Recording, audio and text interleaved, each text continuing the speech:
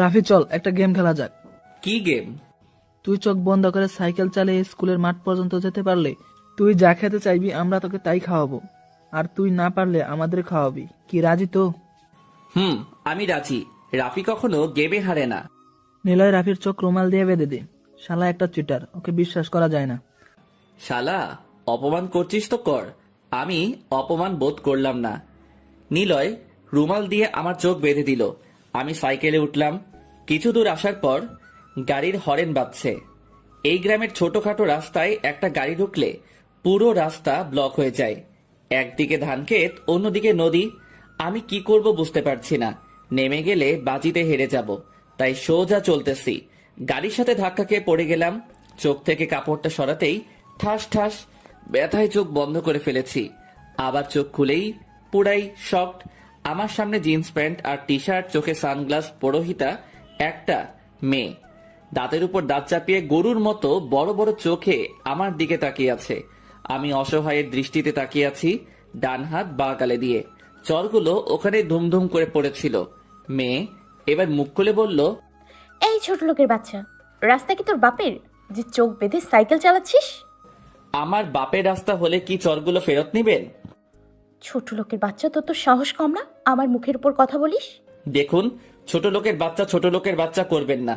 আপনি কোনো বড় লোকের বাচ্চা, শুনি মুখের উপর কথা বলা যাবে না। ইচ্ছে করছে এখন তোকে জুতো পেটা করি। জানিস আমি কে? দেখে তো বোঝা যাচ্ছে না ছেলে না মেয়ে। আমার মনে হয় তৃতীয় লিঙ্গ ইয়ে নাকি।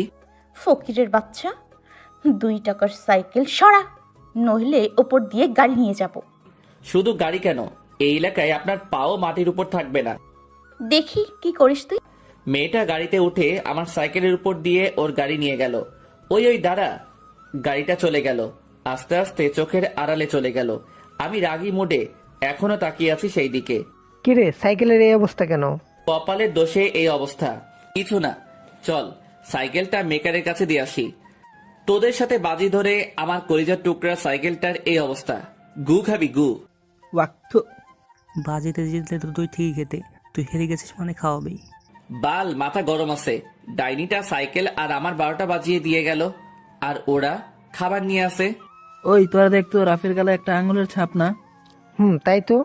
কে দিল রে গরম গরম ডোজ, একেবারে ফাটিয়ে দিয়েছে। চুপ করবি তোরা, নাকি আমার থেকে খেতে চাইছিস? মেয়ের হাতে মার খেয়ে শালা আমাদের সাথে রংবাজি করছো? সি সি, রাফি লজ্জা করছে না? আমি আর ওদের সাথে কথা না বাড়িয়ে সাইকেল নিয়ে বাস কাঁদালাম। মেকারকে সাইকেলটা দিয়ে বাসায় আসলাম। একবার যদি ওই মেয়ের দেখা পাই, ওকে বোঝাবো রাফি কি জিনিস। আমার সাথে বড় লোকই। বাসায় এসে গোসল করে খেয়ে একটা ঘুম দিলাম। এক ঘুমে দুপুর পার। ফ্রেশ হয়ে ক্রিকেট ব্যাটটা ঘাড়ে নিয়ে মাঠে যাচ্ছি। চোখে পড়লো সেই মেয়েটা। ওরে আজ ধান ক্ষেতের কাদাতে চুবাতে না পারলে আমার নাম রাফি না। মেয়েটা আস্তে আস্তে আমার সামনে আসলো। কিরে ছোট লোক, তখন কেমন দিলাম? খুব তো বড় কথা বললি। তখন কি করতে পেরেছি আমার? তখন পাইনি, এবার পাবো। আমি এই কথা বলে ধান খেতে ধাক্কা দিয়ে ফেলে দিয়ে লে দিলাম ভোদর। গরুর চোখওয়ালা দেমাগি মেয়েটা কাদাতে পড়ে পেতনি হয়ে গেছে। পুরো শরীরে কাদা, ময়লা কাদা। এই অবস্থায় দেখে মনটা চরম শান্তি পেল। শয়তান বদমাস ভূত, তোকে তো আমি পরে দেখে নিব। আগে নিজের দিকে দেখা শাকচুন্নি। আমি মনের আনন্দে নাচতে নাচতে মাঠে গেলাম। ইস, শালা একটা মিস্টেক করে ফেললাম। যদি পেতনিটার কাদাময় একটা পিক তুলে রাখতাম, সাইকেলের পুরো রাগটা শোধ হয়ে যেত। খেলা শেষে সন্ধ্যায় আমরা বাসায় আসছি। ওই রাফি, আমি আজ চেয়ারম্যান বাড়ি থেকে গিয়েছিলাম, দেখলাম আমগুলো পেকেছে। তাহলে তো মামা রাতেই মিশন শুরু করা যায়। সমস্যা হলো দারোয়ান বুইরা বেটাটাকে নিয়ে। ওই বেটা আগের বারে আমাদের দেখে ফেলে বাড়িতে বলে দিছিল। মামা, এই মায়ের আমি কখনো বলিনি। যুদ্ধে গেলে ভয় পেতে নেই। নিলয় বলেছে আম পেকেছে। আজ রাতে খেতে না পারলে ওইগুলো ঝরে পড়বে, না হলে কাল সকালে টাকলা চেয়ারম্যান খেয়ে ফেলবে। আমরা তো কাঁচা কলাও পাবো না। রাফি ঠিক কথা বলেছে, আজকে রাতে না খেলে কাঁচা কলাও পাবো না। রাত 11টায় 3 রাস্তার মোড়ে আসবি সবাই। আমরা বাসায় এসে পড়তে বসলাম। 10টায় আম্মু খেতে ডাকলো। খেয়ে আমি রুমে গিয়ে অপেক্ষা করছি কখন 11টা বাজে। চেয়ারম্যানের আমের হেব্বি স্বাদ খেয়ে মন ভরলেও জীবনেও পেট ভরবে না। রাত 11টায় চুপি চুপি ছাদে উঠে গাছ দিয়ে নিচে নামলাম। 3 রাস্তার মোড়ে এসে দেখি ওরা সবাই আমার অপেক্ষা করছে। শুভ, বস্তা এনেছিস? সবাই রেডি, এখন চল। আমরা দেওয়াল টপকে বাগানে প্রবেশ করলাম। বুইড়া দারোয়ান নাক ডেকে ঘুমাচ্ছে। তোরা ভালো করে পাহারা দে, আমি আর শুভ গাছে উঠতেছি। তুই লুঙ্গি পরে আছিস কেন? শালা, নিচে 3/4 প্যান্ট আছে। আমি গাছে উঠে আম ছিঁড়তেছি, হাফ বস্তা ছিঁড়েছি। বেটা শুভ হালকা একটা ডালে পা দিতেই ডাল ভেঙে নিচে পড়ে গেছে। মেয়ে কণ্ঠে কেউ বলে উঠল, কে এখানে কে? আর এইদিকে এগিয়ে আসছে ওরা সবাই দৌড় আমাকে রেখে। আমি গাছেই আছি। মেয়েটা চোর চোর বলে চিৎকার করছে। বাগানে লাইট জ্বালানো আছে, তাই সব পরিষ্কার দেখা যাচ্ছে। তবুও আমি ঝোপের আড়ালে লুকিয়ে আছি। আমি নিচে তাকিয়ে অবাক, এটা তো সেই ডাইনি মেয়েটা। আমি অবাক হয়ে তাকিয়ে আছি, ও এখানে কিভাবে আসলো? অমনি ডাইনিটা আমাকে দেখে ফেলে। তার হাতে দারোয়ানের একটা লাঠি আছে। ওই ওই ওই, চোর, নাম, নিচে নাম। আমি এক ডাল থেকে অন্য ডালে ঝাঁপ দিতে গিয়ে লুঙ্গির গিট খুলে ডালে আটকে যাই। আমি তাল সামলাতে না পেরে নিচে পড়ে যাই। অমনি মেয়েটা দৌড়ে এসে আমার বুকের উপর চড়ে বসে। চাচা, চাচা, চোর ধরেছি, এসো। দারোয়ান দৌড়ে এসে আমাদের কাছে। মেয়েটা এখনো আমার মুখটা ভালো করে দেখেনি। আমার দিকে তাকিয়ে তো পুরাই অবাক। আমি পড়ে গিয়ে কোমরে অনেক ব্যথা পেয়েছি। তার উপর হাতির উজানের সমান ডাইনিটা আমার উপর বসে আছে। তুই, আজ তোরে আমি খেয়েছি। আফা, আমারে ছেড়ে দেন, আমি ভালো ছেলে। তুই আমার সাথে টক্কর দিছিস না? দেখ এবার তোকে কি মজা দেখাই। আমি চুপ করে আছি। আমি ধরা পড়ে গেছি, আমার অবস্থা শেষ। চাচা, ওকে গাছে বাঁধো। দারোয়ান দৌড়ে গিয়ে রশি এনে আমাকে ভালো করে গাছের সাথে বাঁধলো। মেয়েটা এবার যা করলো আমি তা কখনো কল্পনাও করিনি। মোটা শক্ত লাঠি দিয়ে আমার পায়ে দিল মাইর। আমি ব্যথায় চিৎকার করে উঠলাম। আবার আমার পায়ে মারতে থাকলো। আমি ব্যথায় চিৎকার করছি। তারপর আমার চুল হাতের মুঠে ধরে 2 গালে ঠাস ঠাস করে মারতে লাগলো। তোকে কি বলেছিলাম মনে আছে? এবার আমাকে চিনতে পেরেছিস? আমি কি জিনিস আর আমি কে? তুই চেয়ারম্যানের মেয়ের সাথে টক্কর দিয়ে অনেক বড় ভুল করেছিস, আবার চুরি করতে এসছিস। আমি কিছু বলতে পারছি না, মাথা ঘুরছে। সামান্য আম চুরির জন্য মানুষকে এইভাবে নির্দয়ভাবে মারে, আমার জানা ছিল না। ভোর হলে চেয়ারম্যান সহ আমার আব্বু আসলো। আমার আব্বুকে খবর দেওয়া হয়েছিল। আব্বু এসে আমাকে বাসায় নিয়ে গেল। কি নেই আমার বাড়িতে আমের গাছ নেই, লিচুর গাছ নেই, কোনো ফলের গাছ নেই। এলাকার লোক খাচ্ছে, পাখি খাচ্ছে, পচে যাচ্ছে আমার বাগানের আম। আর আমার একমাত্র ছেলে গেছে অন্যের বাগানে আম চুরি করতে। মান সম্মান সব ধুলিয়ে মিশিয়ে দিল। সে কি নেই তোর, কি দেইনি তোকে? যা চেয়েছিস তাই দিয়েছি, কখনো অজুহাত দেখায়নি, বলিনি দিতে পারবো না। তুমি থামো তো এবার। ইস, আমার ছেলেটাকে কত মেরেছে সামান্য আমের জন্য, গা ফেটে রক্ত পড়ছে। এরা কি মানুষ নাকি পশু? কেউ কাউকে এমনভাবে মারতে পারে? মেরেছে, ভালো হয়েছে। এবার যদি শিক্ষা হয়ে থাকে আর কখনো অন্যের বাগানে যাবে না। তুমি চুপ করো তো, যাও ডাক্তার ডাকো। 4 দিন বাসা থেকে বের হতে পারিনি। পায়ের ব্যথায় হাঁটতে পারিনি। সারাদিন শুয়ে থেকে ভালো লাগছে না, তাই বিকেলে শুভকে কল দিলাম বের হব। শুভ আসলো। দুইজনে হাঁটছি আর গল্প করছি। শুভ এমন একটা মানুষ, ওর সাথে কথা বলে কেউ না হেসে পারবে না। আমার মন খারাপ থাকলে ওর কাছে থাকি, মন খারাপ হাসির ঠেলায় পালিয়ে যায়। রাফির চেয়ারম্যানের মেয়ে আসতেছে। শুভ, ওর নাম জানিস? মেঘলা। আমি ভরসা করে দিব ওকে। ও জানে না কার সাথে টক্কর দিছে ও। দেখ রাফি, তুই ওর সাথে ঝামেলা করতে যাস না। ও চেয়ারম্যানের মেয়ে, সাধারণ কেউ নয়। তো কি হয়েছে? ও চেয়ারম্যানের মেয়ে বলে আমি ভয় পাবো নাকি? ও কিন্তু আমাদের দিকে আসছে, তুই কিছু বলবি না প্লিজ। মেঘলা আমার সামনে এসে দাঁড়ালো। কিরে, আম দেখে এখনো হজম হয়নি, খাবি আম? মেঘলা পকেট থেকে আমার দিকে আম বাড়িয়ে দিল। অট্ট হাসিতে আমি চুপ করে দাঁড়িয়ে আছি। কিরে চুপ যে, খাবি না? বুঝেছি, চোরের তো একটা দিয়ে হবে না, 1 বস্তা আম লাগবে। আমি চুপ করে নিচের দিকে তাকিয়ে আছি। জীবনে কেউ কখনো আমাকে এত অপমান করেনি। কেউ একটু কিছু বললে আমার মাথা গরম হয়ে যায়। ইচ্ছে করছে ঠাস ঠাস করে গালে বসে দেই, কিন্তু আমার আব্বুর বদনামের জন্য সব সহ্য করছি। চাই না তারা আমার জন্য আরো একবার অপমানিত হোক। আমার থুতনিতে হাত দিয়ে থুতনি উপরে ভাসিয়ে মেঘলা বলল, বাবু কোথায় গেল তোমার সেদিনের দেমাগ? খুব খুব মিস করছি, প্লিজ দেখাও না।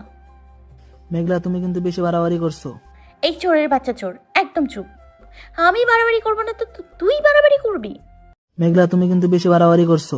এই চোরের বাচ্চা চোর, একদম চুপ। আমি বাড়াবাড়ি করবো না তো তুই বাড়াবাড়ি করবি? শুভ চল, ফালতু কথা শোনার সময় নেই। আমি শুভর হাত ধরে টেনে নিয়ে আসলাম, মুডটাই অফ করে দিল। নদীর পাড়ে দুজনে বসলাম। শুভ বকবক করছে আর আমি ভাবছি ওই দেমাগী মেয়েটাকে কিভাবে শাস্তি দেওয়া যায়। ওর অহংকার আমি পায়ের তলায় পিষবো। কিছুক্ষণ থেকে সন্ধ্যায় বাসায় ফিরছি, তখন দেখলাম একটা গাড়ি আসছে, সেই দিনের গাড়িটা আমাকে লাগিয়ে দিতেছে, তাই আমি নদীর দিকে চাপতেছি। গাড়িটা আমার দিকে আরো চাপিয়ে দিল। আমি পিছনে চাপতেই গড়িয়ে নদীতে পড়ে গেলাম। গাড়ির ভিতর মেঘলা সহ কয়েকটা পিচ্চি ছিল, তারা জানালা দিয়ে হি হি হি করে হাসছে। আমার মাথা গরম হয়ে যাচ্ছে। চেয়ারম্যানের মেয়ে বলে যা ইচ্ছা তাই করবে, আমাদের সহ্য করে যেতে হবে? এটা কেমন নিয়ম? আমি তো এই নিয়ম মানি না। শুধু আব্বু আম্মুর জন্য চুপ করে আছি। শুনেছি ঢাকায় থাকে, এখানে কয়েকদিন থেকে চলে যাবে, তাই ঝামেলা করছি না। নদীতে পরে আমি পুরো ভিজে গেছি। ভিজা গায়ে বাসায় ঢুকলাম। আমায় ভিজা দেখে তোয়ালে নিয়ে এগিয়ে আসলো। তোর এখনো জ্বর সারেনি, মাথা ব্যথা সারেনি, তুই বল খেলে সন্ধ্যায় নদীতে গোসল করে আসলি? আম্মু, আমি বল খেলতে যাইনি, ঘুরতে গেছিলাম। আমাকে বোকা পেয়েছিস? ঘুরতে গেলে মানুষ ভিজে যায়।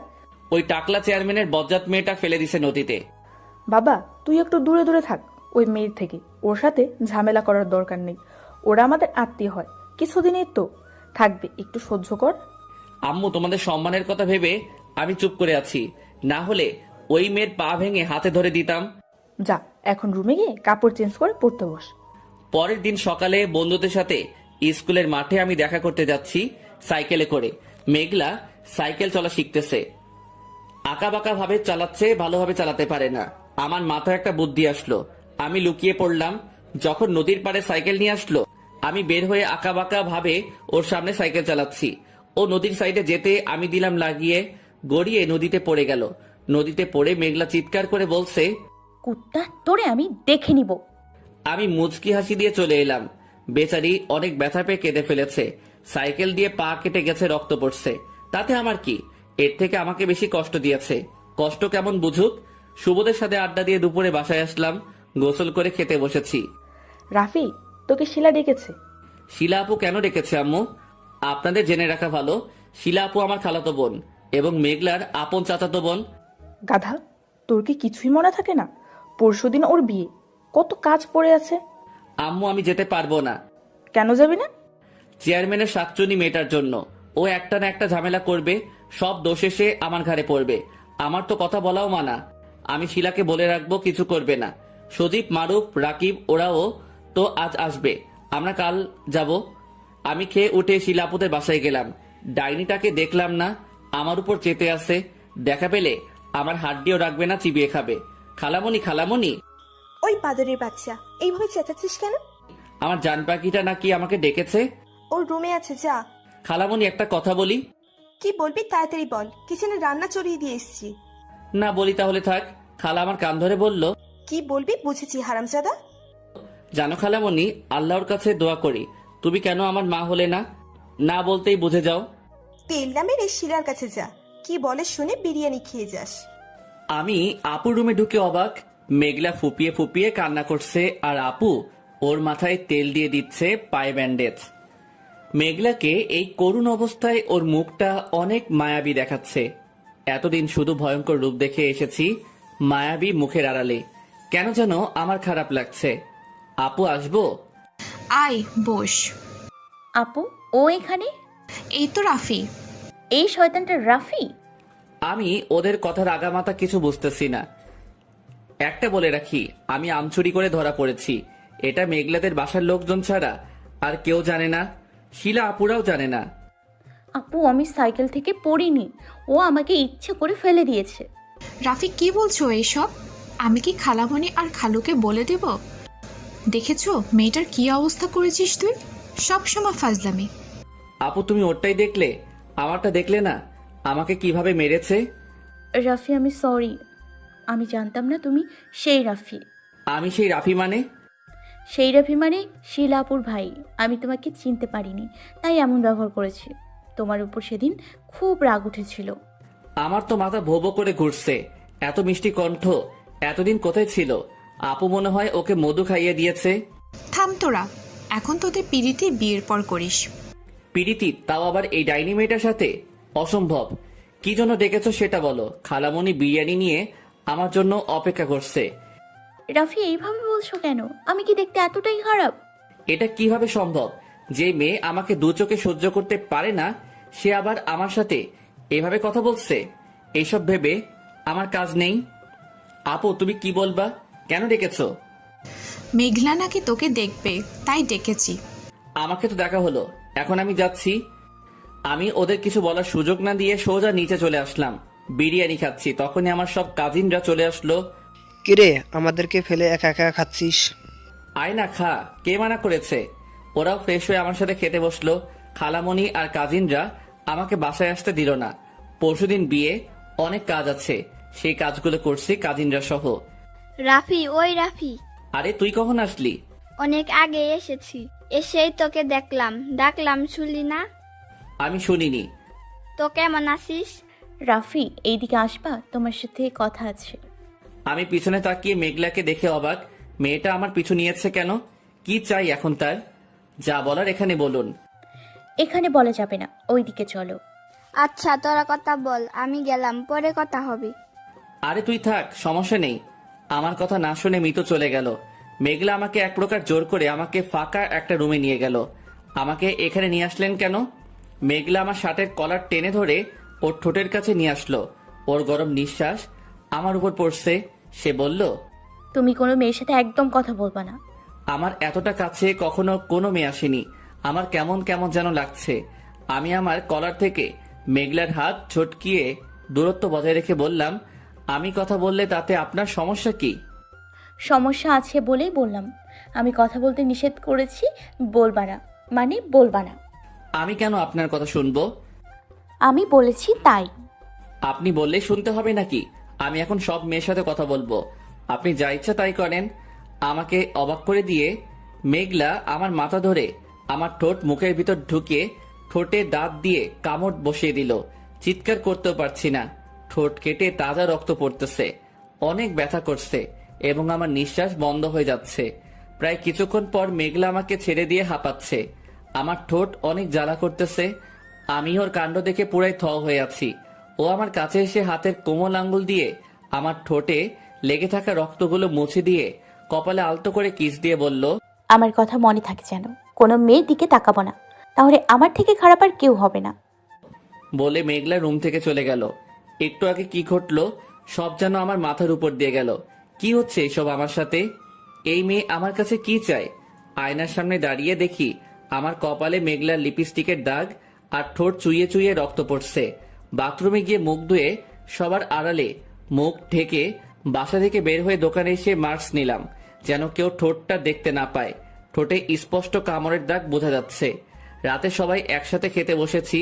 মেঘলা আমার পাশে বসেছে।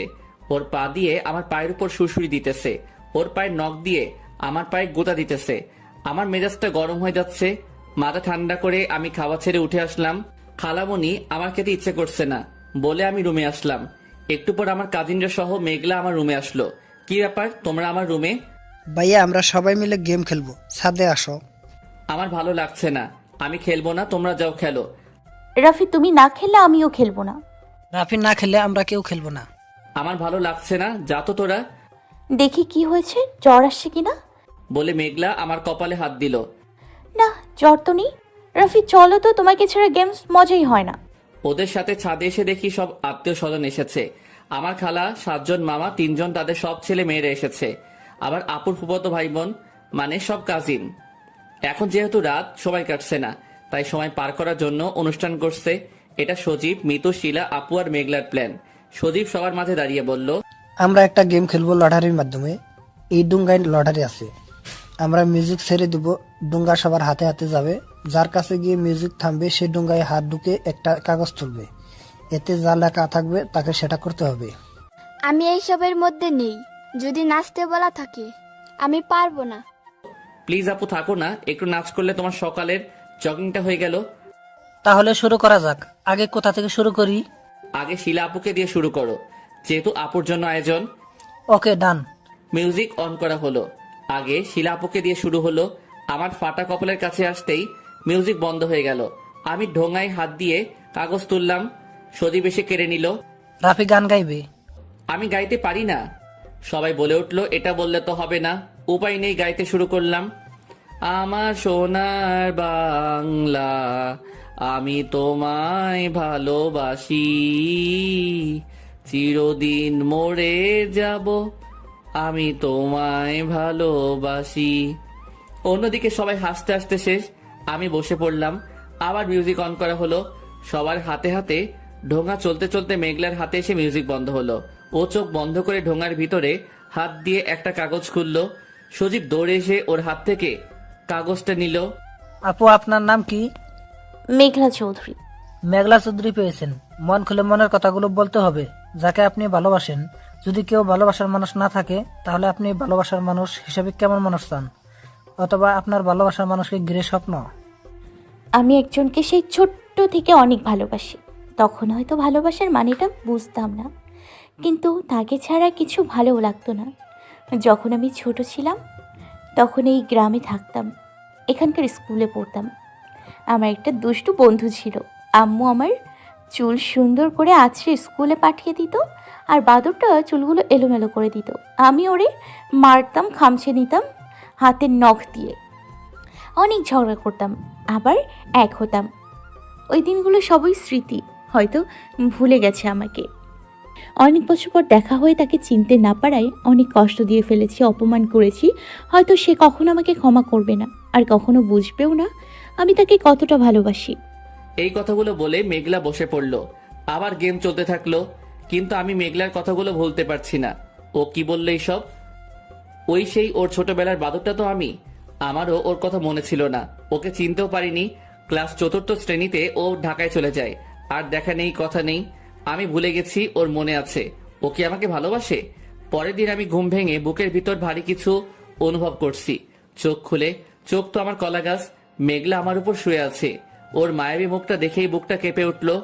ওই মায়াবী মুখের দিকে তাকিয়ে আমি হাজারবার মরতেও পারি। এই এই উঠুন। কি হয়েছে, ডাকছো কেন? উঠেন, কেউ দেখলে ঝামেলা হবে। দেখলে দেখুক, তাতে আমাদের কি? আমি ঝটকে ওকে আমার বুকের উপর থেকে ফেলে দিলাম। কি সমস্যা আপনার? এমন করছেন কেন? কি চান আপনি? তুমি কি এখনো বুঝতে পারছো না আমি তোমাকে চাই? না, বুঝি না। আমি আপনাকে চাই না। আপনারা বড় লোক আর আমরা চোর ছোট লোক। দয়া করে আর বিরক্ত করবেন না। কেউ দেখে ফেললে আপনার কিছু হবে না, কিন্তু আমাদের অনেক ক্ষতি হবে। মেঘলাকে আর কিছু বলতে না দিয়ে আমি ওয়াশরুমে চলে গেলাম। ভিতরে গিয়ে ভাবছি মেয়েটার সাথে এইভাবে কথা বলাটা ঠিক হয়নি। আমিও তো ওকে পছন্দ করা শুরু করে দিয়েছি। ও তো আমাকে ছোট থেকেই ভালোবাসে। আমার একটা সমস্যা, অল্পতে রাগী, রাগটাকে কন্ট্রোল করতে পারি না। ওর সাথে এমনটা না করলেও পারতাম। ফ্রেশ হয়ে রুমে এসে দেখি শুয়ে ফুপিয়ে ফুপিয়ে কান্না করছে। আমি ওর পিঠে হাত দিলাম। ও আমার দিকে তাকালো। রাফি, তুমি কি সত্যি আমাকে ভালোবাসো না? আমি তোমাকে সত্যি অনেক ভালোবাসি। তোমার সাথে যা করেছি তার জন্য আমাকে যা শাস্তি দিবা মাথা পেতে নিব। প্লিজ তোমার থেকে দূরে সরিয়ে দিও না। এটা হয় না মেঘলা, আমি তোমাকে ভালোবাসি না। আমার কি দেখে ভালোবাসো না রাফি? প্লিজ প্লিজ বলো, তুমি যা বলবো আমি তাই করব। তোমার উপর আমার কোনো অনুভূতি নেই। ভালো না বেসে তো আমি তোমাকে ভালোবাসি বলতে পারবো না। সরি, আমাকে ক্ষমা করে দাও। রাফি, আমার ভালোবাসা আমি আদায় করেই নিব। বলে মেঘলা চলে গেল। আমি সেই নিতর হয়ে দাঁড়িয়ে আছি। কাল থেকে আমি এটাই ভাবছি, কি হচ্ছে এসব আমার সাথে। বন্ধুদের সাথে আড্ডা দিলে জড়তাটা কেটে যাবে, কিন্তু কাল বিয়ে, আজ অনেক কাজের চাপ। এখান থেকে কেউ বের হতে দিবে না। নাস্তা করতে ডাকতেছে। নাস্তা করতে গিয়ে দেখি একটাই চেয়ার ফাঁকা, সেটা মেঘলার পাশে। ওর কাছে গেলে আমি নিজেকে থামাতে পারি না। ওর সাথে মিশে যেতে ইচ্ছে করে। কোনো রকমে খেয়ে আমি কাজে লেগে পড়লাম। রাফি, তোমার সাথে কথা আছে। কি কথা বলবেন এখানে বলুন। জরুরি কথা, এখানে বলা যাবে না। প্লিজ ওই দিকে চলো। কালকে যেটা করেছেন ভুলিনি, আজও রাগ আছে।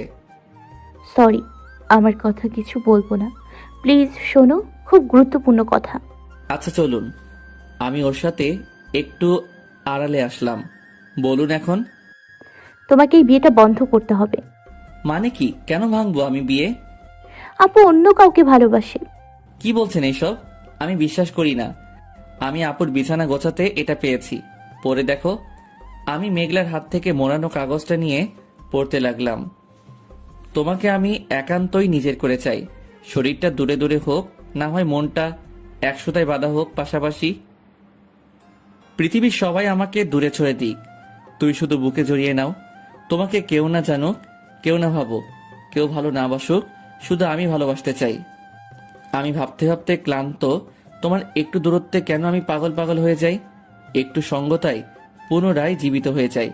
আমার খুব ইচ্ছে তোমার হাতের আঙুলের ফাঁকে আমার হাতের আঙুল ঢুকিয়ে হাতটি ধরে স্বপ্নের পথে চলতে চলতে দুজনে বুড়াবুড়ি হয়ে যাই। আমার চোখের পলকে, মনের ঝলকে তুমি, শুধু তুমি। তোমার পাশাপাশি দাঁড়িয়েও হাত ধরার অধিকারটা নেই, নাই থাক অধিকার। তুমিও আমাকে ভালোবাসো, এমন যদি হতো আজ অন্য কেউ চিরদিনের জন্য আমার হাত ধরে তোমার থেকে হয়তো বেশি দূরে নিয়ে যাবে না। যে শিকল পরাবে সেটাও তো কখনো ছিঁড়তে পারবো না। আজ আমার বিয়ে, জানি তুমি নাচতে নাচতে বিয়ে খেতে আসবে, আনন্দ করবে অন্যদের মতো। আমি সেটা সহ্য করতে পারবো না। আমি তোমাকে দাওয়াত দিতে চাইনি, সবাইকে দিয়েছি, তোমাকে না দিলে কষ্ট পাবে ভীষণ। এটা তো জানো না তোমাকে কতটা ভালোবাসি, কখনো বুঝতেই দেইনি ভালোবাসি হারিয়ে ফেলার ভয়। তবুও তো হারিয়ে ফেললাম। হারিয়ে যেহেতু ফেললাম, আজ বলতে কোনো ভয় নেই। I love you Rahan. তুমি এটা পড়ছো জেনে আমার বুকের মাঝে যে বিশাল পাথরটা আছে গলে যাবে। তোমাকে দেখলে আমি কবুল বলতে পারবো না, তাই তুমি আসবে না। পথ চলার পথে তোমার আবার দেখা হয়ে যাবে। সেই দিনও কি তোমার হাতটা ধরতে আমার ইচ্ছে করবে, নাকি আমি বদলে যাব, নাকি মুজে যাবে তুমি? রোহান, আমি পারবো না অন্য কারো হতে। আমি ভালোবাসা বলতে তোমাকে বুঝি। আমি তোমার বউ হব বলে কত স্বপ্ন দেখে এসেছি। সেই রাত জাগা স্বপ্নগুলো আমাকে শান্তি দিচ্ছে না। আমি যা করতে চাচ্ছি তা কেউ নির্বোধের মতো কাজ করে না। মানুষ তখনই মরতে চায় যখন তার কাছে থাকাটা অকারণ হয়ে যায়। আমি আর পারলাম না। মেঘলা আপু কোথায়? আপু নিচে আছে। অনেক দেরি হয়ে গেছে, জানি না আপু কি করেছে কিনা। কিছু করে না থাকলে তার আগে আমাকে থামাতে হবে। রাফি, কিন্তু কিভাবে? আমি দেখছি কি করা যায়। তুমি শুধু আপুর সাথে থেকো, একটুর জন্য চোখের আড়াল হতে দিবা না ওকে। আপুকে বলবা না আমরা কাগজটা পেয়েছি। আচ্ছা ঠিক আছে। আপুর বান্ধবী রিমি আপু এসেছে। রিমি আপুকে খুঁজে বের করলাম। আপুর থেকে রোহান ভাইয়ার নাম্বারটা নিলাম। রোহান ভাইয়া হলো শিলা আপু ও রিমি আপুর বেস্ট ফ্রেন্ড। আমি একটু আগ পর্যন্ত বেস্ট ফ্রেন্ড হিসেবে জানতাম। রোহান ভাইয়াকে কল দিলাম, ফোন বন্ধ। অনেকবার ট্রাই করার পর বন্ধ থাকায় আমি রোহান ভাইয়ার বাসার অ্যাড্রেস নিয়ে ভাইয়ার বাসায় চলে যাই। বাসায় গিয়ে জানতে পারি ভাইয়া কয়েকদিন থেকে রুম থেকে বের হচ্ছে না, কিছু খাচ্ছে না, সবার সাথে কড়া মেজাজে কথা বলছে। আমি ভাইয়ার রুমে চলে গেলাম। ভাইয়া আসতে পারি? আসো। আপনি কি শিলা আপুকে ভালোবাসেন? না কেন? ওকে তো আমি সেদিন বলেই দিচ্ছি আমি ওকে ভালোবাসি না, আবার কেন তোমাকে পাঠিয়েছে? ভাইয়া আপনি আপুকে ভালোবাসেন না তাই তো? কতবার বলবো ওকে আমি ভালোবাসি না। ও বড় লোক, আমরা মধ্যবিত্ত, আমাদের ভালোবাসতে নেই। আমাদের ভাগ্যে শুধু ভালোবাসার নামটার বিয়ে খাওয়া আছে, বিয়ে করার যোগ্যতা নেই। আপু আর পৃথিবীতে নেই। এই নিন আপনার জন্য রেখে যাওয়া তার শেষ কথা। ভাইয়া চিঠিটা পড়ে কাঁদতে লাগলো। আমি তোমাকে ভালোবাসি শিলা, অনেক বেশি ভালোবাসি। মধ্যবিত্ত হয়ে যে জন্মেছি, তোমাকে পেতে হলে আমার কোটি টাকা থাকতে হবে, তাই তোমাকে এড়িয়ে চলেছি, বুঝতে দেইনি ভালোবাসি। আজ তুমি কি করলা এটা? ভাইয়া আপুকে শেষবারের মতো দেখবেন না, চলুন আমার সাথে। ভাইয়াকে বাইকে করে আমার সাথে নিয়ে আসলাম। ভাইয়াকে বললাম বাইরে থাকতে, বাসার সবাই তার উপর ক্ষেপে আছে। আমি বাসায় গেলাম, সোজা আপুর রুমে গেলাম। আপু, রোহান ভাইয়া তোমার জন্য বাইরে অপেক্ষা করছে, যাও কথা বলো, সে তোমাকে অনেক ভালোবাসে। মানে কি রাফি, কি বলছো এইসব? মেঘলা আপুকে নিয়ে বাইরে গেল। আমি খালামণি খালুকে বোঝালাম মনের সুখী শ্রেষ্ঠ সুখ, আপু আর রোহান ভাইয়ার বিয়ে হবে কাল। রাফি, আসলেই তুমি অনেক ভালো। আপুর ভালোবাসাটা পূর্ণ করে দিলাম। কি হুম? কিছু না বলে আমি চলে আসলাম। মেঘলাকে আমি ভালোবেসে ফেলেছি, কিন্তু আমি তো বাস্তবতা বুঝি। খালুর মতো ওর মেঘলার বাবা না। আর মেঘলা যে সামান্য আমচুরিতে নির্হৃদয় ভাবে কাউকে মারতে পারে, সে কখনো কাউকে ভালোবাসতে পারে না। তাই আমি ওর থেকে দূরে থাকার চেষ্টা করছি। বিয়ের দিন মেঘলা কালো শাড়ি পরেছে। কালো শাড়িতে একদম হুড়পড়ির মতো সুন্দর লাগছিল। চোখ ফেরাতে পারছি না, ড্যাব ড্যাব করে তাকিয়ে আছি। কি দেখো? কিছু না। এখানে মিথ্যে বলার কি আছে? আমাকেই তো দেখছিলাম। কে বলছে আমি তোমাকে দেখছিলাম? মিমকে দেখো, ওকে নীল শাড়ি আর নীল চুড়িতে দারুণ লাগছে। তোকে বলছি না অন্য কোনো মেয়ের দিকে তাকাবি না? আমি মিমের কাছে গেলাম, জানিস তোকে বউ বউ লাগছে। আমি মিমকে বললাম, মেঘলাকে রাগানোর জন্য বললাম, সত্যি? সত্যি সত্যি 3 সত্যি। এমন সময় মেঘলা এক বালতি পানি এনে মিমের গায়ে ঢেলে দেয়। আমি সহ সবাই অবাক। এই তুমি এটা কি করলে? এখন তো ভেজা কাকের মতো লাগছে। ফালতু একটা। মিম তো ঠান্ডায় কাঁপছে থরথর করে মেঘলাকে আরো বেশি জানানোর জন্য। মিমকে কোলে করে রুমে নিয়ে আসলাম। বিয়ে শেষ হয়ে গেল। পরের দিন একে একে সব আত্মীয় স্বজনরা চলে গেল। আমিও বাসায় চলে আসলাম। অনেক দিন বন্ধুদের সাথে আড্ডা দেওয়া হয় না। আড্ডা দিতে গেলাম। আড্ডা দিয়ে বাসায় আসছি, রাস্তায় মেঘলাদের সাথে দেখা। রাফি কেমন আছো? ভালো। আমি আর কিছু না বলে চলে আসছি। রাফি দাঁড়াও। কালকে বলেন, আমার আজকে সময় নেই। নিজেকে তুই কি মনে করিস? নায়ক আলু অর্জুন? হ্যাঁ, নায়ক রামচরণ? তুই তো একটা ছোট লোকের বাচ্চা হয়ে আমাকে ভাব দেখাস। আর কিছু বলবেন? আর কিছু বলবো না, করব। তোর ভাবে আজ আমি আগুন জ্বালাবো। মেঘলা শেষ করা মাত্রই নিজের জামা ছিঁড়ে আমাকে জড়িয়ে ধরে চিৎকার করছে, কে আছো বাঁচাও। জোরে জোরে কান্না করছে। নিজের হাতের আঙুল দিয়ে নিজের হাতের গালে দাগ বসে দিয়ে আমার হাতেও দাগ বসে দিল। মেঘলার কাণ্ড দেখে আমি অবাক। আমি ওর মুখ চিপে ধরলাম হাত দিয়ে। এই কি করছো এইসব? চুপ করো প্লিজ, ছাড়ো আমাকে। মেঘলা আরো বেশি চিৎকার করছে। আশেপাশের লোক চলে আসলো আর সবাই আমাকে মারতে শুরু করলো। আমি সবাইকে বললাম আমি কিছু করিনি। কেউ আমার কথা শুনলো না। মায়ের আঘাতে আমার চোখে পানি চলে আসছে। একজন লাঠি দিয়ে মাথায় মাইর দিল। আমি ব্যথায় চিৎকার করে উঠলাম। চারদিকটা ঘুরছে, ঝাপসা ঝাপসা দেখছি। এরপর আর আমার কিছু মনে নেই। জ্ঞান ফিরে নিজেকে হাসপাতালে আবিষ্কার করলাম। চারদিকে তাকিয়ে দেখি কেউ নেই। আমি হাসপাতালে কেন মনে পড়ছে না। যখন ভাবতে লাগলাম মনে পড়ে গেল, মেঘলা আমাকে মিথ্যা অপবাদে মাইর খাওয়াইছে। মেঘলা না আমাকে ছোটবেলা থেকে ভালোবাসে, তাহলে এমন করলো কেন? একটু পর নার্স আসলো। যাক, আপনার জ্ঞান ফিরল 3 দিন পর। 3 দিনে কেউ আপনার খোঁজ করতে আসেনি। নার্সের কথায় আমি খুব অবাক হলাম। 3 দিন থেকে আমি হাসপাতালে আছি, অথচ আমার বাসা থেকে কেউ আমার খোঁজ করতে আসেনি। কি বলছেন এসব? আমাকে এখানে কে নিয়ে এসেছে? একটা মেয়ে আপনাকে ভর্তি করে দিয়ে গেছে আর আসেনি। এই 3 দিনে রুহি ম্যাম আপনার অনেক সেবা করেছে। আমি ডাক্তার ম্যামকে ডাকছি। নার্স ডাক্তার ম্যামকে ডাকতে লাগলো। কি আজব না দুনিয়াটা। আপন মানুষদের খোঁজ নেই, অথচ যার সাথে কোনো সম্পর্ক নেই, আমাকে যে চিনে না জানে না, আমার সেবা করে আসছে। আমি গভীর আগ্রহে সেই মহান ব্যক্তিকে দেখার জন্য দরজার দিকে তাকিয়ে আছি। মাথাটা প্রচন্ড ব্যথা করছে। নার্সের সাথে একজন প্রবেশ করলো। মেয়ে বলছি না, কারণ আমার থেকে 5-6 বছরের বড় হবে। মহিলাও তো বলা যায় না, আপু তো বলা যায়। ডাক্তার নিয়ে আপু আমার কাছে এসে বলল, এখন কেমন লাগছে তোমার? মাথা ব্যথা করছে একটু একটু। মাথায় অনেক আঘাত পেয়েছো এবং রক্তক্ষরণে তোমার মাথা ব্যথা করছে। মেডিসিন খেলে ঠিক হবে। তোমার কি কেউ নেই? কি বলা উচিত আমার? বুকটা ধুপ করে উঠে কলিজা ছিঁড়ে চোখ দিয়ে পানি চলে আসলো। বুঝেছি। কোথায় থাকো তুমি? তুমি রেস্ট নাও। 3 দিন থেকে তো তোমার ভিতরে কিছু চাইনি। আমি খাবার নিয়ে আসছি। ডাক্তার নিয়ে আপুর সাথে করে টিফিন নিয়ে আসলো। নিজের জন্য বোধহয় বাসা থেকে রেঁধে নিয়ে এসেছিল। আমার প্রিয় দেশি মুরগির মাংসের ঘ্রাণ পাচ্ছি। আমার হাতে পায়ে ব্যান্ডেজ, নিজের হাতে খেতে পারবো না। উনি নিজের হাতে আমাকে খাইয়ে দিল। আম্মুর কথা ভীষণ মনে পড়ছে। আম্মুর কি আমার কথা মনে পড়ছে না? আব্বু যা কঠিন মানুষ, আমাকে বাসায় যেতে দিবে না। ওই ছলনাময়ী মেয়েটা যা বলেছে সবাই তা বিশ্বাস করেছে। কি ভাবছো নাও? আপনি আমাকে চিনেন না, জানেন না, তবু নিজের আপন ভাইয়ের মতো খাইয়ে দিচ্ছেন। আমার রক্তের সম্পর্কের আপন মানুষগুলো আমার একবারও খোঁজ নিল না। ভাই, আগে খেয়ে নাও। বেশি কথা বলা যাবে না তোমার। সুস্থ হও আগে, তারপর তোমার সব কথা শুনবো। ওকে। তোমার নাম কি ভাই? রাফি। রাফি, মেডিসিনটা খেয়ে নাও। কোনো দরকার পড়লে নার্সকে বলিও। আমাকে অন্য রোগীর কাছে যেতে হবে। আমার সুস্থ হতে পুরো 4 দিন লাগলো। এখনো পুরোপুরি সুস্থ না আমি। খুব জানার ইচ্ছে আমাকে কোন মেয়ে হাসপাতালে দিয়ে গেছে। আমি ঢাকা হাসপাতালে আছি। এত দূরে কিভাবে আসলাম? রংপুরের একটা গ্রাম থেকে কিভাবে আসলাম ঢাকায়? মাথা ঘুরাচ্ছে। তখনই ডাক্তার নিয়ে আপু আসলো। রাফি, তুমি কোথায় যাবে ভাবছো? বাসায় যাব। ভাই, আগে আমার বাসায় চলো, কালকে যেও। আপুর অনেক অনুরোধে আপুর বাসায় গেলাম। আপুকে সবটাই খুলে বলেছি। পরের দিন সকালে আমি বাসে উঠলাম। আমার কাছে কোনো টাকা ছিল না, আপু টাকা দিয়েছিল। আপুকে যত দেখি তত ভাবি রক্তের সম্পর্ক না থেকে মানুষ মানুষকে কতটা ভালোবাসতে পারে। আপুর দেখা না পেলে আমি মানুষ জাতিটাকেই ঘৃণা করতাম। এটা তো বুঝতে পারছি সব মানুষ এক না। রাত 8টায় রংপুরে পৌঁছলাম। 10টায় রাতে গ্রামে পৌঁছে গেলাম। বাসার গেটে গিয়ে নক করতেই আম্মু দরজা খুলে আমাকে দেখে জড়িয়ে ধরে হাউমাউ করে কেঁদে উঠল। বাবা, এতদিন কই ছিলি তুই? তোকে কত খুঁজেছি। শাহানা, কে এসেছে? আম্মুর নাম শাহানা। এসে দেখে যাও, রাফি এসেছে।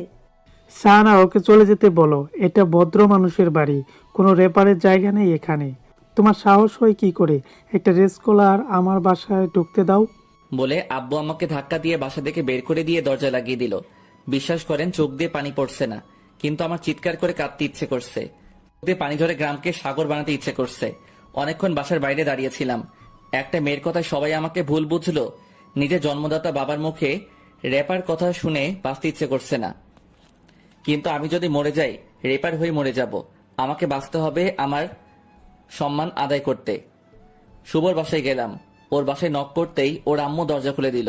আমাকে দেখে তিনিও অপমান করে তাড়িয়ে দিল। গ্রামের কোথাও থাকার আশ্রয়টুকু পেলাম না। ইচ্ছে করছে মেঘলাকে খুন করে ফেলি, কিন্তু ওকে আমি একেবারে মারবো না। যেমন কষ্ট আমি পাচ্ছি ওকে তেমনভাবে কষ্ট দিব। হাঁটতে হাঁটতে বাস স্ট্যান্ডে চলে আসলাম। রাতটা কোনো রকমে কেটে সকালে আবার ঢাকার বাসে চললাম। রাতে পৌঁছালাম। 2 দিনে কিছুই খাইনি। আপু যা টাকা দিছে তাতে বাস ভাড়াই শেষ। আর কয়েকটা টাকা আছে, সামান্য কিছু খেয়েছি, কিন্তু পেট কি আর তাতে ভরে? ক্ষুধার জ্বালা কি তা খুব ভালো করে বুঝেছি। বিপদে একটা বন্ধুকেও কাছে পাইনি। আপুর বাসায় গিয়ে নক করতেই আপু দরজা খুলে আমাকে দেখে বলল, ভিতরে আসো। কিছু খাওনি তাই না? মুখ শুকিয়ে ধুলো হয়ে গেছে। যাও ভাই, ফ্রেশ হয়ে আসো, আমি খাবার নিয়ে আসছি। খেতে খেতে আপুকে সব বললাম। আপু বলল, আমি আছি তো, আমাকে নিজের বোন ভাবো না? আমি আজ থেকে তোমার বোন, তুমি আমার ভাই। আপুর সম্পর্কে আমি এখনো কিছু ভালো করে জানি না। আপু বলেছিল পরে একদিন বলবে। যাই হোক, পেট ভরে খেয়ে ঘুম দিলাম। পরের দিন সকালে আপুর ডাকে ঘুম ভাঙলো। আপু আর আমি একসাথে নাস্তা করলাম। আপু হসপিটালে গেল। যাওয়ার সময় আমাকে বলল সারাদিন বাসায় শুয়ে না থেকে যেন ছাদে যাই, বাইরে গিয়ে ঘুরে আসি। বিকেলে আমি ছাদে গেলাম। ছাদে গিয়ে যা দেখলাম চোখ ডলতেছি। যা দেখলাম সত্যি নাকি? গায়ে চিমটি দিলাম। সত্যি ব্যথা পাই। পাশের বাসার ছাদে মেঘলা দাঁড়িয়ে, ও আমার দিকে তাকিয়ে আছে। আমাকে দেখে হয়তো ও আমার মতোই অবাক হয়েছে। রাফি, তুমি এখানে কি করো? তোকে রেপ করতে আসছি। সরি রাফি, আমি ভাবিনি সেদিন এমন কিছু হবে। আমি শুধু তোমাকে একটু শিক্ষা দিতে চেয়েছিলাম। তুমি আমাকে পাত্তা দিচ্ছিলে না, তাই আমি সত্যিই ভাবিনি এমন কিছু হবে। চুপ কর তুই। তুই এখানে কেন? এটা আমার নানুর বাসা। তুমি এখানে কিভাবে আসলে? যেভাবে হোক আসছি, কিন্তু ভাবিনি তোকে এত সহজে পাবো। রাফি, আমাকে ক্ষমা করে দাও প্লিজ। কিসের ক্ষমা? আগে তোকে রেপ করব, তারপর তুই আমাকে ক্ষমা করে দিস। আমি ওখান থেকে চলে আসলাম। মেয়েটাকে দেখে মেজাজটাই খারাপ হয়ে গেল। ওর নাম মুখে নিতেও আমার ঘৃণা লাগে। আর আদিক্ষেতা দেখে আমি ওকে ভালোবেসে ফেলেছিলাম। ভেবে নিয়েছিলাম ওকে কাছে টেনে নিব। ভালোবাসার মানুষটাকে পাওয়ার জন্য সমাজের সাথে লড়বো। কত বড় ভুল করতাম। রাতে আপু এসে আমাকে ডাক দিল। আমাকে দেখে আপু বুঝে গেল আমার মন খারাপ। ভাই, আব্বু আম্মুর কথা মনে পড়ছে, এটাই স্বাভাবিক। এমন কেন হলো আমার সাথে? কি পাপ করেছি? বাদ দাও না ভাই এইসব। হুম। তোমার ভার্সিটির কোচিং করবা না? ইচ্ছে তো আছে, কিন্তু ইচ্ছা থাকলে উপায় তো নেই। দেখো পাগল বলে কি, আমি আছি না। রাফি, তুমি কিন্তু আমাকে পর ভাবো। তোমার দেওয়া রক্ত তো আমার শরীরে বইছে। সো তোমার যা প্রয়োজন হবে আমাকে বলবা। তোমার কোচিং এর জন্য যা কিছু করার করে রাখো। টাকার চিন্তা করো না। তোমার আপুর কি টাকা পয়সার অভাব আছে? আমার তো তুমি ছাড়া কেউ নেই ভাই। আপু, তোমার আব্বু আম্মু ভাই বোন কেউ কি নেই? বিয়ে করবে না? সময় হলে তোমাকে সব বলবো। পরের দিন আমি ছাদে আছি। মাথায় একটা ঢেল লাগলো। চারপাশে তাকিয়ে দেখি মেঘলা ওদের ছাদে দাঁড়িয়ে আমার দিকে তাকিয়ে আছে। ইশারায় আমাকে কাগজটা খুলতে বলছে। কাগজটা দিয়েই আমাকে ঢেল মারছে। আমার দেখার ইচ্ছে নেই। কাগজটা হাতে নিয়ে নিচে ফেলে দিলাম। ওই রাফি, রাফি। ওই তুই তোর নোংরা তুই তোর ওই নোংরা মুখে আমার নাম নিবি না। ওকে আর কিছু বলার সুযোগ না দিয়ে আমি নিচে চলে আসলাম। আর 2 দিন ছাদে যাইনি, বাইরেও বের হইনি। কয়েকদিন পর আমি কোচিংয়ে অ্যাডমিশন করলাম। প্রথম দিন কোচিংয়ে গিয়ে বসে ক্লাস করছি। এমন সময় পরিচিত কণ্ঠে কেউ বলে উঠলো, স্যার আসবো? আমি দরজার দিকে তাকিয়ে দেখি মেঘলা। ও আমাকে দেখে মুচকি হাসি দিয়ে ভিতরে প্রবেশ করলো। ওর হাসি একদম আমার অসহ্য লাগছে। আমার পাশে যে বসেছিল তাকে উঠে দিয়ে আমার পাশে বসালো। আমি আবার ওই ছেলেটাকে আমার জায়গায় বসিয়ে দিয়ে অন্য জায়গায় গিয়ে বসলাম। কোচিং শেষে আমি রিক্সা ডেকে রিক্সায় উঠলাম। অমনি মেঘলা এসে রিক্সায় উঠে পড়লো আমার পাশে। ওই আপনি নামেন। থাক তুই, বলে আমি রিক্সা থেকে নেমে হেঁটে আসছি। মেঘলাও রিক্সা থেকে নেমে আমার পিছু পিছু আসছে। আমার খুব বিরক্ত লাগছে। ইচ্ছে করছে ওরে একটা শিক্ষা দেই, কিন্তু এখন না, এখন সেই সময় আসেনি। ওই রাফি বাবু শোনো না। আমি চুপচাপ হাঁটছি। আমি বাসায় এসে ফ্রেশ হয়ে রান্নাঘরে আপুর জন্য হাসপাতালে নিয়ে গেলাম। বাসায় একা একা সারাদিন ভালো লাগে না, তাই বাসার কাজ করি, আপুর জন্য নিয়ে যাই। হসপিটাল থেকে আসতেছি, মেঘলাদের বাসার কাছে আসতেই মাথায় এক বালতি পানি পড়লো। উপরে তাকিয়ে দেখি মেঘলা খিলখিল করে হাসছে। আমি কিছু না বলে ভিতরে চলে আসলাম। পরের দিন আমি কোচিংয়ে বসে আছি। তোমার নাম কি? রাফি, তোমার নাম? অনেক সুন্দর নাম। আমার নাম রিমি। তোমার নামটা অনেক সুন্দর। আমরা কি ফ্রেন্ড হতে পারি? ওকে, ডান ফ্রেন্ড। তাহলে তুই করে কথা বলি। ওই মেয়ে, ওর সাথে কি কথা তোর? তাতে আপনার কি? আমার কি মানে? তুই আমার জিনিসে নজর দিস, আবার আমাকে বলিস আমার কি? রিমি আয়, পাগল ছাগল মেয়ের সাথে কথা বলে লাভ নেই। আমি রিমিকে নিয়ে চলে আসলাম ক্লাসের ভিতরে। কোচিং শেষে আমি বের হয়ে বাসায় আসছি। মেঘলা রিমির চুলের মুঠি ধরে সবার সামনে ঠাস ঠাস করে চড় মারলো। ফকিন্নির বাচ্চা, তুই আমাকে কি দেখবি? হ্যাঁ, তুই জানিস আমি কে? এখানকার মেয়র আমার মামা। ওই সবাই জেনে রাখ, রাফিকে আমি ভালোবাসি। কেউ ওর দিকে তাকিয়ে থাকলে আমি তোর চোখ তুলে ফেলবো। এই মেয়ে পেয়েছে কি আমাকে? কখন বলে ভালোবাসি, আবার আমার জীবনটাকে নরক করে দিয়েছে। মাথাটা পুরাই খারাপ করে দিয়েছে। আমি নিজের রাগটা কন্ট্রোল করে রাখতে পারলাম না। ঠাস ঠাস ঠাস করে মেঘলার গালে চর মেরে বললাম, কি মনে করিস তুই নিজেকে? তুই আমার জীবনটা নষ্ট করছিস কেন? আমি তোর কি ক্ষতি করেছি? গ্রাম থেকে, আমার পরিবার থেকে আমাকে বের করে দিলি, তাতে তোর মন শান্তি হয়নি? এখন এখান থেকে বের করে দিতে চাস? আমি তোর কি ক্ষতি করেছি? আমার পিছনে এভাবে পড়ে আছিস কেন? আমাকে না তুই মেরে ফেল। পরিবারের থেকে দূরে থাকাটা তুই ধনির দোলালি বুঝবি না। আমি কাকে কি বলছি? একটা কুত্তা মানুষের কষ্ট বুঝে, তুই তো কুত্তার মাঝেও পড়িস না। আমি আর কিছু না বলে চলে আসলাম। রাতে ছাদে গেলাম, দেখলাম একটা ডায়েরি, পড়তে শুরু করলাম। যত ঝগড়া ছিল, যত রকমের বোঝাপড়া ছিল তোমার সাথে, তার সবই করে নিয়েছি আমি। এখন আর কিছুই বাকি নেই, না অভিমান, না প্রত্যাশা, না কোনো আশা। জোর করে কিংবা অন্য কোনোভাবে বাধ্য করে যে কারো কাছ থেকে ভালোবাসা আদায় করা যায় না, সে তো আমিও জানতামই। হয়তো মেনে নিতে কষ্ট হচ্ছিল শুধু, কেননা আমি ভাবতাম আমি যেহেতু ভালোবাসি, সেহেতু সেই ভালোবাসার উপর একটা অধিকার আমার অবশ্যই আছে। সেই অধিকারকে পুঁজি করেই হয়তো বারে বারে তোমাকে অসহ্য যন্ত্রণার মধ্যে ফেলে দিয়েছি। কিন্তু তোমাকে যতটা যন্ত্রণা দিয়েছি, তার শতগুণ আঘাত প্রতি মুহূর্তে আমার নিজেকে ভোগ করতে হয়েছে, যা তুমি জানো না। এখন আমি নিজেরই চোখে চোখ রেখে কথা বলতে পারি না।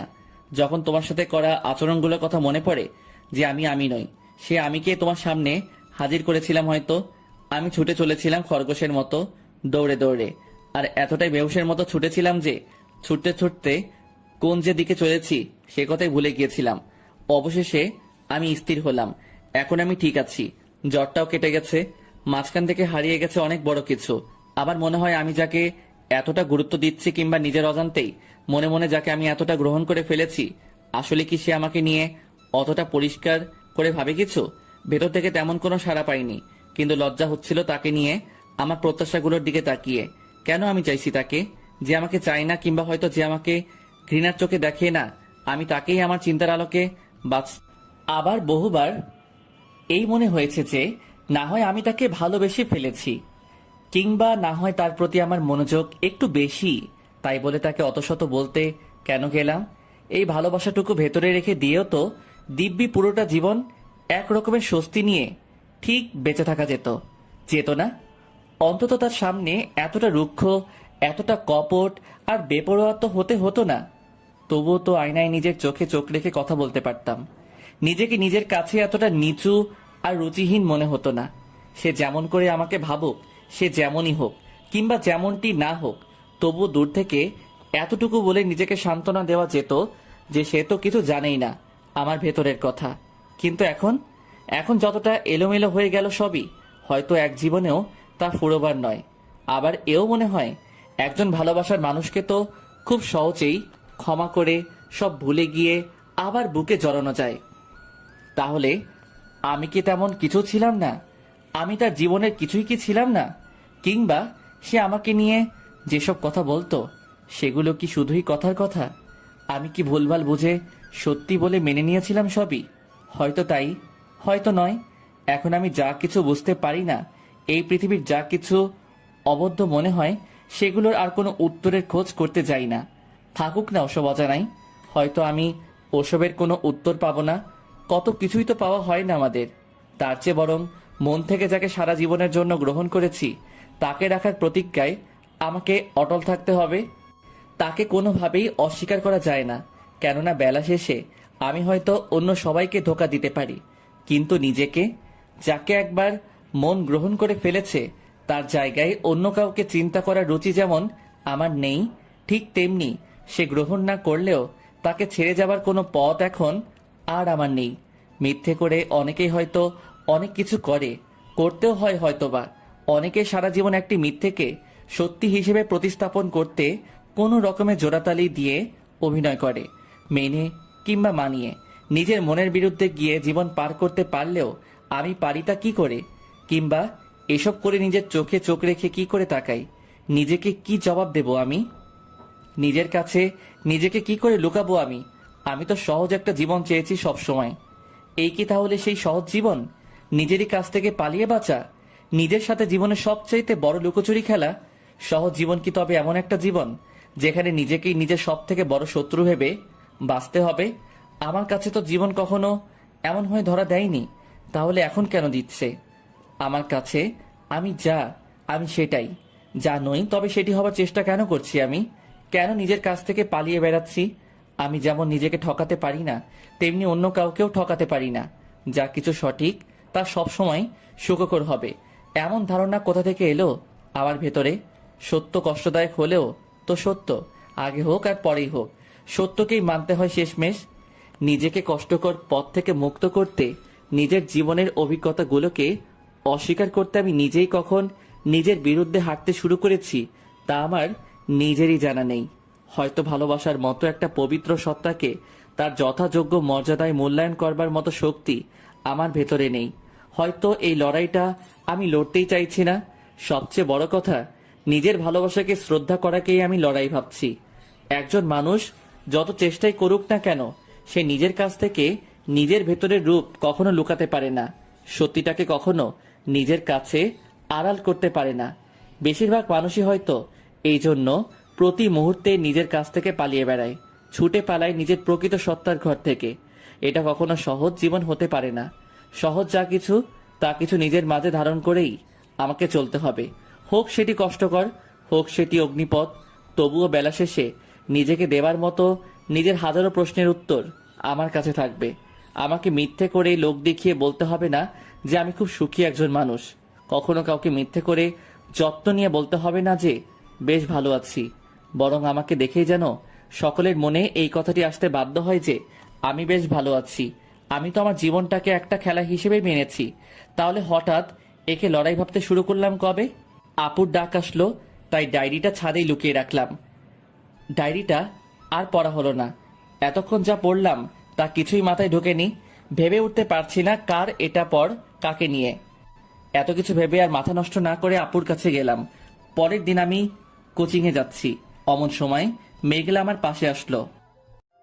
রাফি বেবি, কেমন আছো? ভালো। বাবুটা মুখটা প্যাঁচার মতো করে রেখেছে কেন? এমন গোমরা মুখে তোমায় প্যাঁচার মতো লাগে, একটু হাসো।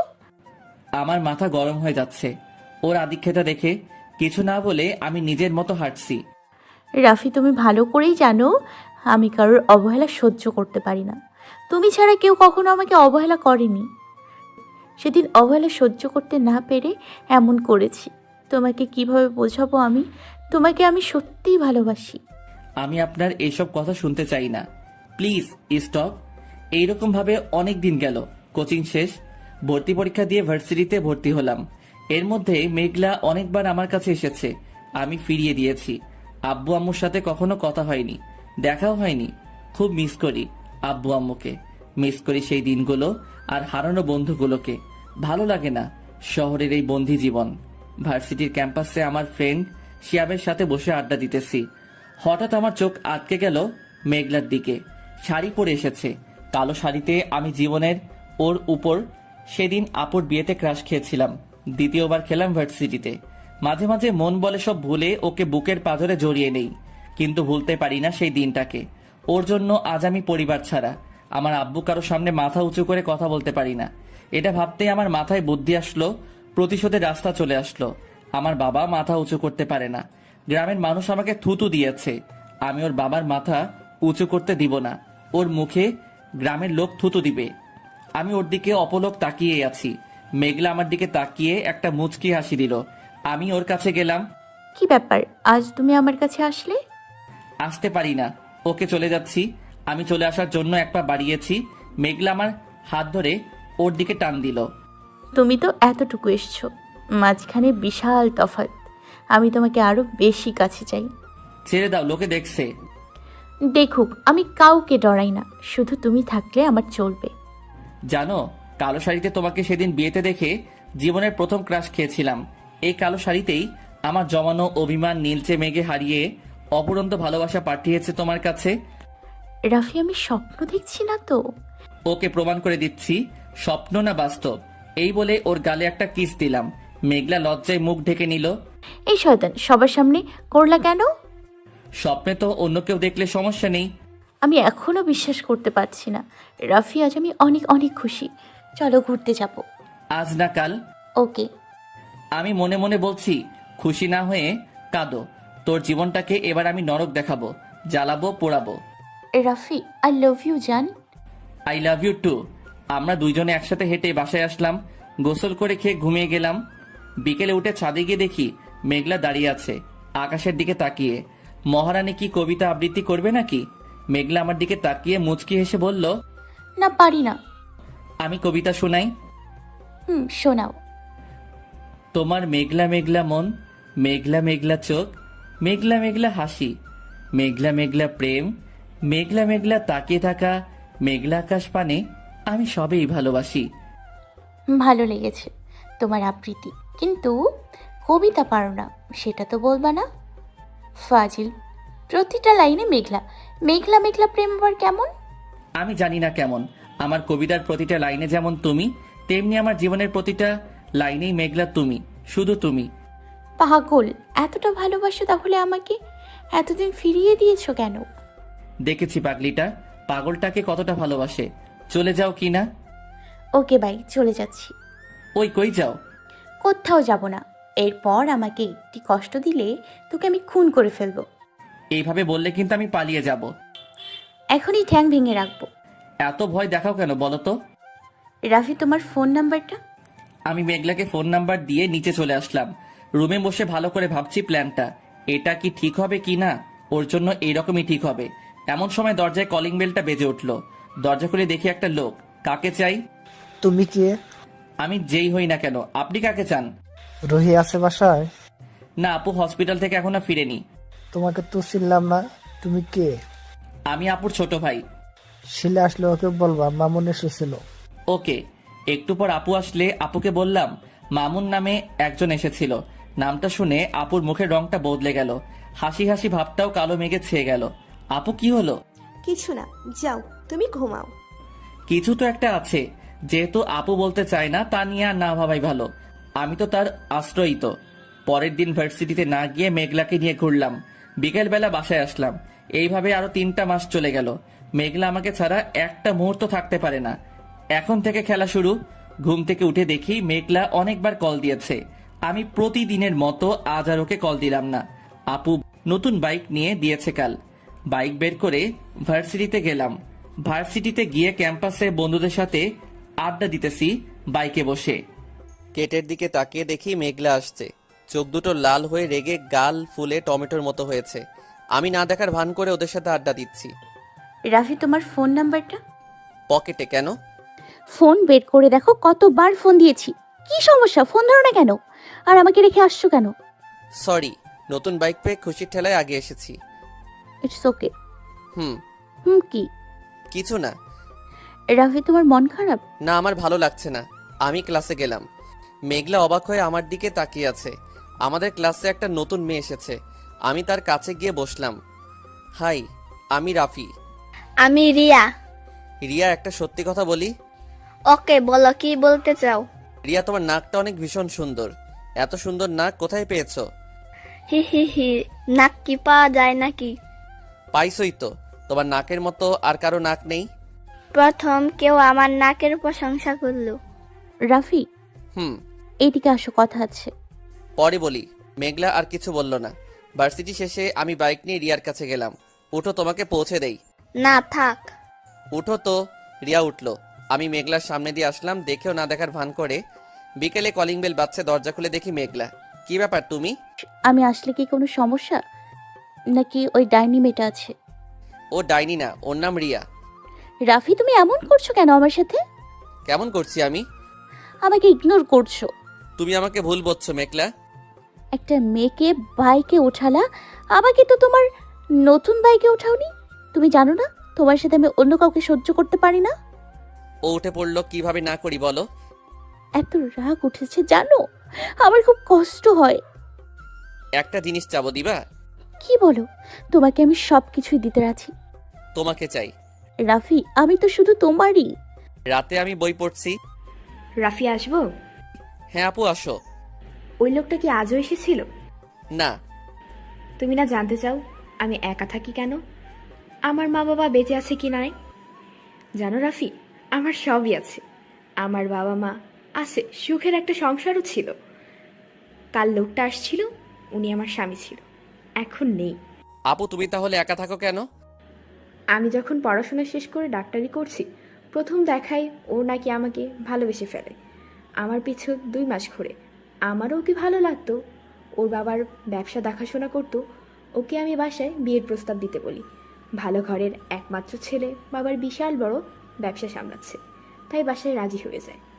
আমাদের বিয়ে হয়, সুখের সংসার চলছে। কিন্তু 5 বছরের কোনো সন্তান হলো না।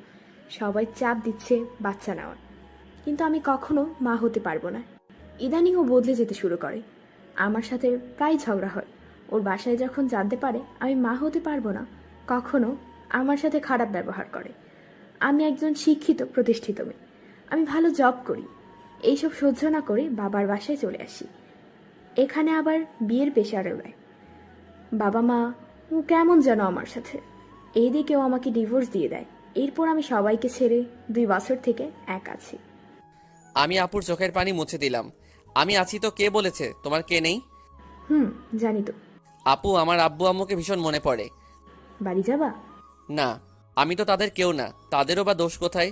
যা শুনেছে দেখেছে তাই বিশ্বাস করেছে, কেউ আমাকে বিশ্বাস করেনি। ভুলে যা না ভাই, এসব ভার্সিটিতে কাউকে ভালো লাগেনি? না। বলিস কি, একটা মেয়েও পছন্দ হয়নি? মেয়েদের বিশ্বাস করে উঠতে পারবো না। ভাই, এটা তোর ভুল ধারণা। সব মানুষ এক না। আমিও তো বলতে পারি সব ছেলে খারাপ। যাও ঘুমাও। আমার ঘুম আসছে না কিছুতেই। ভেবে ভেবে ক্লান্ত হয়ে গেছি। আমি আগে প্ল্যান করেছিলাম মেঘলার সাথে বেড শেয়ার করে ওকে নষ্ট করে বিয়ে করব না। ওর মান সম্মান নষ্ট করব, ওর বাবারও মান সম্মান নষ্ট হবে, ওর জীবন নষ্ট, ও মানুষকে মুখ দেখাতে পারবে না। কিন্তু আমার মনে হচ্ছে কাজটা ঠিক করছি না। এত খারাপ একটা কাজ আমি করতে পারবো না। ও আমাকে ভালোবাসে, আমি এই জন্য ওর সাথে প্রেমের অভিনয় করে আসছি। কিন্তু আমি এত জঘন্য একটা কাজ করতে পারবো না। ওর আর আমার মধ্যে একটা পার্থক্য আছে। এখন কি করব আমি ভেবে পথ খুঁজে পাচ্ছি না। মনটা ভীষণ খারাপ। বেলকনিতে গিয়ে দাঁড়ালাম। বসন্তের উদাসীন বাতাস গায়ে লাগছে। পরের দিন আমি ভার্সিটি গিয়ে একা একা ক্যাম্পাসে বসে আছি। আমার পাশে এসে মেঘলা বসলো। কি হয়েছে তোমার, আমাকে প্লিজ বলবা?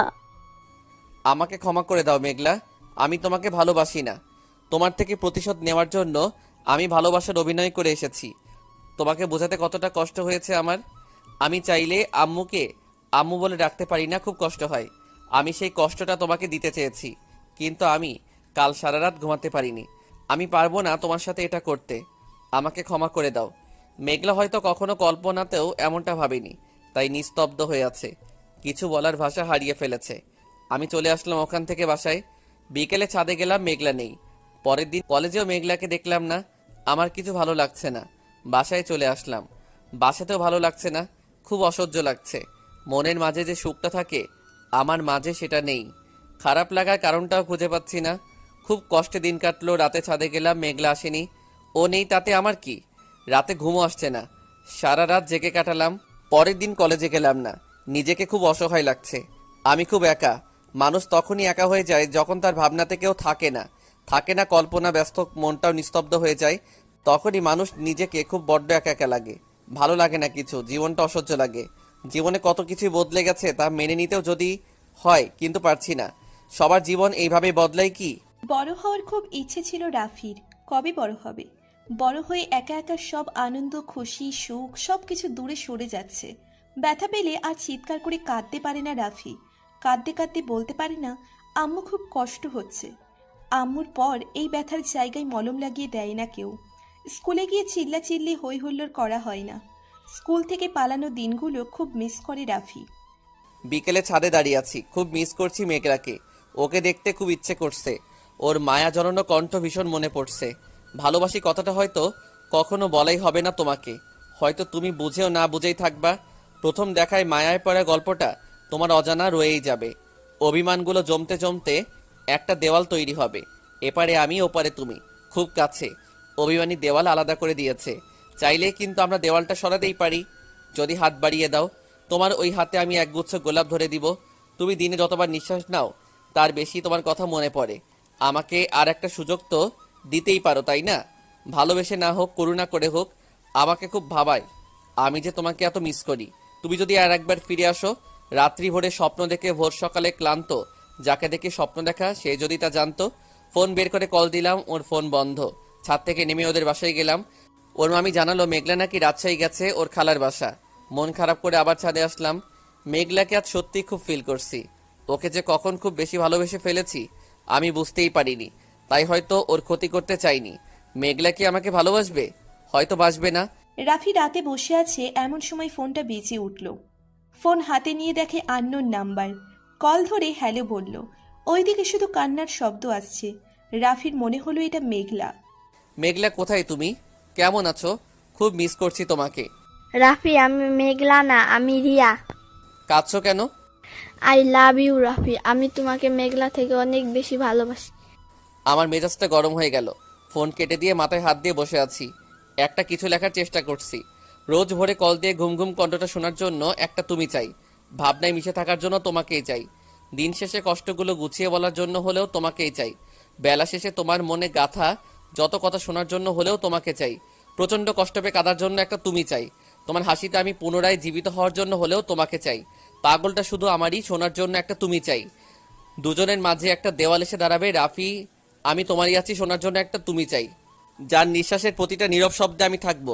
একটা তুমি চাই যার প্রতিটা পৃষ্ঠার মাঝে নিজেকে খুঁজে পাই। আমি সেই তোমাকেই চাই। একটু পর আবার রাফির ফোন বাজছে। মেঘলার কল মনে করে ফোন তুলল না। আরও কয়েকবার কল দিল। বিরক্ত হয়ে ফোন তুলল। হ্যালো, কে?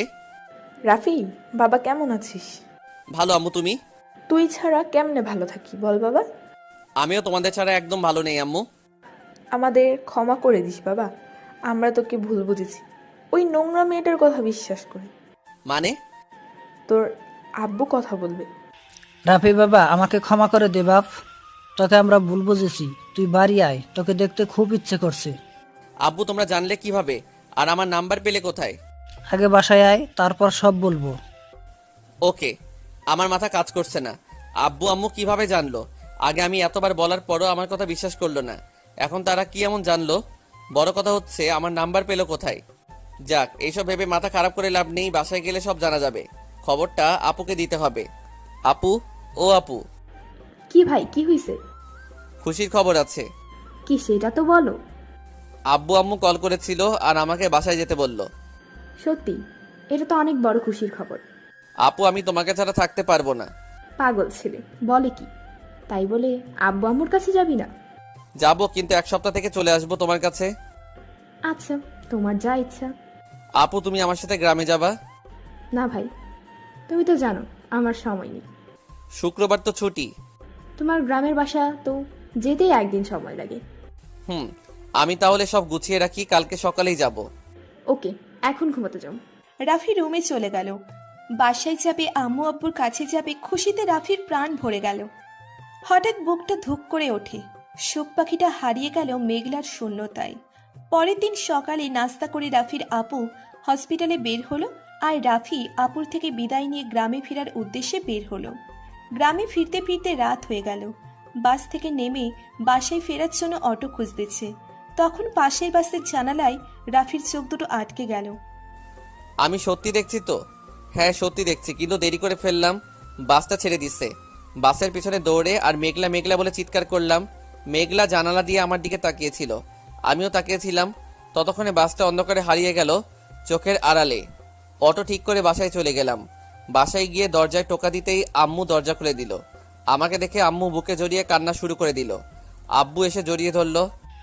ছেলেটাকে এখন ছেড়ে দাও, যাও টেবিলে খাবার বারো, অনেকদিন পর 3 জনে একসাথে খাবো। রাফি, তুই ড্রেস চেঞ্জ করে ফ্রেশ হয়ে আয়। আমি ফ্রেশ হয়ে খেতে বসলাম। আমার জন্য আব্বু পুকুর থেকে আমার প্রিয় বড় বড় রুই মাছ উঠিয়ে নিয়েছে। দেশি মুরগির মাংস রান্না করেছে, সাথে আমার প্রিয় দেশি আলুর ভর্তা করেছে। পেট ভরে খেয়ে আমার রুমে গেলাম। সকালে আম্মুর ডাকে ঘুম ভাঙলো। আব্বু সহ নাস্তা খেতে বসেছি। রাফি বাবা, আমাকে ক্ষমা করে দিস, ওই মেয়েটার কথা শুনে তোকে আমরা ভুল বুঝেছি।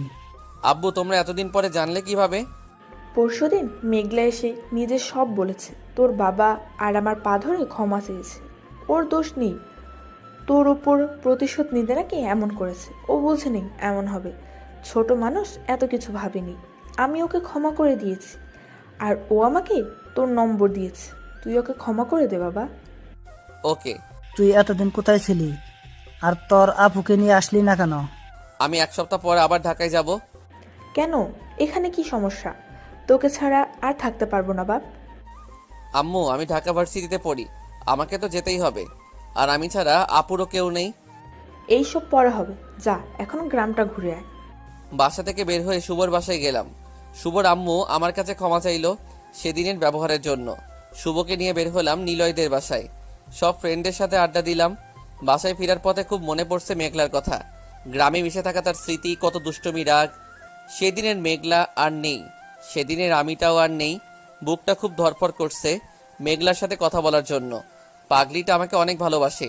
ঢাকায় গেলে ওকে আর আমি হারাতে দিব না। সত্যি, এবার বুকের পাঁজরে বেঁধে রাখবো। 2 সপ্তাহ কেটে গেল গ্রামে। প্রত্যেক দিন আপুর সাথে ফোনে কথা হতো। এইদিকে মেঘলার কোনো খবর নেই। ভার্সিটির ফ্রেন্ডদেরকে কল দিয়েছিলাম, তারা বলে মেঘলা আসে না। আমি পাগল পাগল হয়ে গেছি। মেঘলাকে ছাড়া একদম নিঃশ্বাস নিতে পারছি না, দম বন্ধ হয়ে আসছে। জীবনটা এমন কেন? যখনও ছিল আমি ওকে কষ্ট দিয়েছি। আব্বু আম্মুকে ছাড়া থাকতে কষ্ট হয়েছে। আজ যখন আব্বু আম্মুকে পেলাম, মেঘলা নেই। আমার যে 2 জনকেই চাই। আর থাকতে পারছি না রাফি ঢাকায় রওনা দিল। ঢাকায় গিয়ে আগে ওর নানুর বাসায় গেল। তারা বলল জানে না মেঘলা কই আছে। মেঘলাকে এখন আমি কোথায় পাবো? ওকে ছাড়া যে আমি আর থাকতে পারছি না। চোখ দিয়ে চুইয়ে চুইয়ে পানি পড়ছে। চোখের পানিতে ও সামান্য শান্তি লাগছে। ঝরুক, অশ্রু মুছতেও ইচ্ছে করছে না। আপুর কাছে চলে গেলাম। রাফি, কি হয়েছে তোমার? ভাই, তুমি কাঁদছো কেন? আপু, আমি আর পারছি না, থাকতে পারছি না। কি হয়েছে বলবি তো? মেঘলাকে আমি অনেক অনেক ভালোবাসি। ওকে ছাড়া আমি আর 1 মুহূর্ত থাকতে পারছি না। মেঘলা কি তোমায় ভালোবাসে? হুম। পাগল, তবে কাঁদছিস কেন? আমি হারিয়ে ফেলেছি। ব্রেকআপ করছে নাকি ওর বিয়ে হয়ে যাচ্ছে? আমি কি ওর মামা মামি আব্বু আব্বুর সাথে কথা বলবো? যার জন্য আজ আমি তোমার বাসায়, সেই মেয়েটাই মেঘলা। মানে বুঝলাম না। আপুকে সবটা খুলে বললাম। আপু, ওকে ছাড়া আমি আর থাকতে পারছি না। আমার জীবনে এখন সব কিছুই আছে। আব্বু আম্মু, বন্ধু, তুমি আছো, সব আছে। শুধু মেঘলা নেই। মেঘলা ছাড়া মনে হচ্ছে আমি একা, বড় একা। তোমরা সবাই আমার সঙ্গতা, আমার চারপাশ, কিন্তু মেঘলা যে আমার মন। মন ছাড়া আমি শূন্য, চারপাশটাও শূন্য। যাও ভাই, রুমে যাও, আমি দেখছি মেঘলা কোথায়। ওর মামার বাসায় গিয়ে কথা বলে আসি। আর একটা কথা মনে রেখো, মেঘলা যেহেতু তোমায় ভালোবেসেছে, সেহেতু সেখানেই থাকুক, তোমারই আছে। ও কিন্তু তোমাকে তোমার পরিবারের কাছে ফিরিয়ে নিচ্ছে। নিজের আর নিজের বাবার মান সম্মান শেষ করে দিয়েছে। কেন জানো? তোমাকে ভালোবেসে। তুমি তো এটাই চাইছিলে, ও তোমাকে সেটাই দিয়েছে। সো তোমার চারপাশ আছে। যে তোমাকে ভালোবেসেছে সে তোমাকে ছাড়া থাকতে পারবে না। তুমি শান্ত হও, ভালোবাসলে সে ফিরে আসবে। রাফির আপু চলে গেল। রাফি নিজেকে শান্ত করতে পারছে না। কাঁদতে কাঁদতে কখন যে রাতে ঘুমিয়ে গিয়েছে জানে না। আপুর ডাকে ঘুম ভাঙল। ভাই ওঠো, নাস্তা করো। আপুর সাথে নাস্তা করলাম।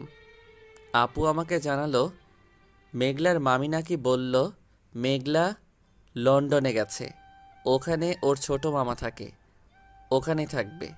এটা শুনে বুকটা ধরফর করছে। কলেজে যাবা? না। কলেজে যাও, বাসায় একা থাকলে বেশি খারাপ লাগবে। কলেজে গিয়ে আড্ডা দাও। ওকে। রুহি রাফির হাতটা তার মাথার উপরে রেখে বলল, ভাই আমাকে কথা দে, তুই আজে বাজে কিছু খাবি না, খারাপ কিছু করার চেষ্টাও করবি না। নেশা কখনো কাউকে ভুলাতে পারে না, কিছু ভুলাতে পারে না। আপু, কখনো আমি এমনটা করব না। তুই কলেজে যা, কলেজ থেকে বাসায় এসে আমার জন্য লাঞ্চ নিয়ে আসবি। আপু বেরিয়ে গেল। আমিও কলেজে গেলাম। রাস্তাটায় মেঘলার স্মৃতি, আমি হাঁটতে পারছি না। আপু বাইক নিয়ে আসতে দেয়নি। মাথা ঠিক নেই আমার, যদি দুর্ঘটনা ঘটে যায়। আপন বোন না হয়েও রুহি আপুকে আমার নিজের থেকে বেশি ভালো লাগে। কলেজ ক্যাম্পাসে ঢুকতেই রাফির সাথে একটা বোরখা পরা মেয়ের ধাক্কা লাগে। রাফি সরি বলে। মেয়েটা কিছু না বলে রাফির দিকে তাকিয়ে চলে গেল। কেন যেন রাফির মেয়েটাকে খুব চেনা চেনা লাগছে। চোখে চশমা, চোখ দুটো মায়াবী, ঠিক মেঘলার মতো। রাফি কেমন আছো? ভালো। জানতে চাইবা না আমি কেমন আছি? রিয়া, আমি মেঘলাকে অনেক ভালোবাসি। আমি তোমাকে ভালোবাসতে পারবো না। রাফি, মেঘলা তো দেশে নেই, বিদেশে চলে গেছে। তো কি হয়েছে? তোমার সাথে আমার সম্পর্ক হলো, আমি বিদেশে গেলাম, তুমি অন্য কাউকে ভালোবাসবে? আমি কিছুদিনের জন্য বিদেশে যাব।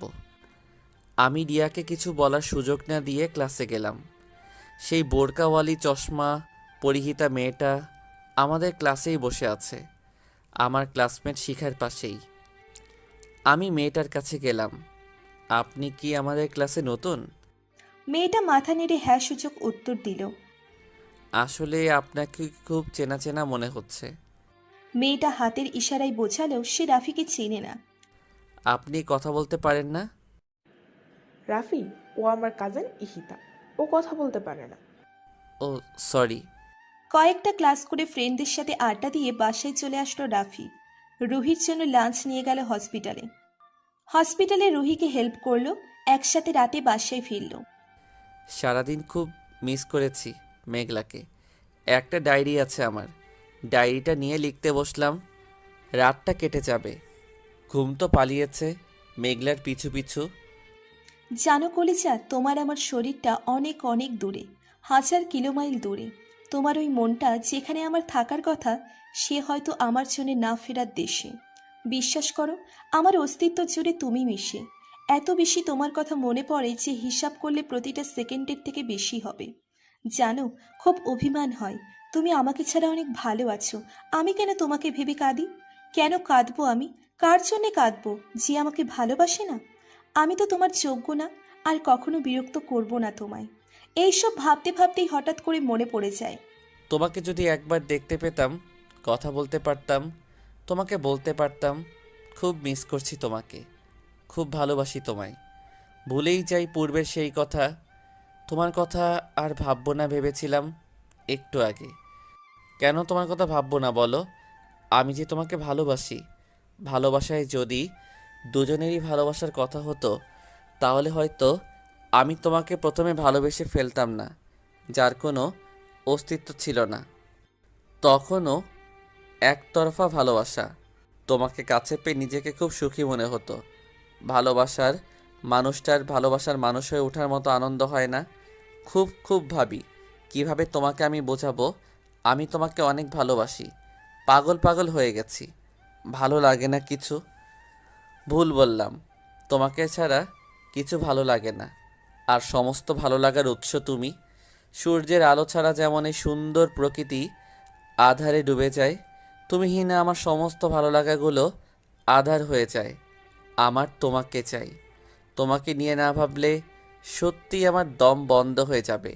হ্যাঁ, এটা আমার স্বার্থপরতা। তোমাকে ছাড়া থাকতে পারি না বলেই তোমাকে আমি চাই।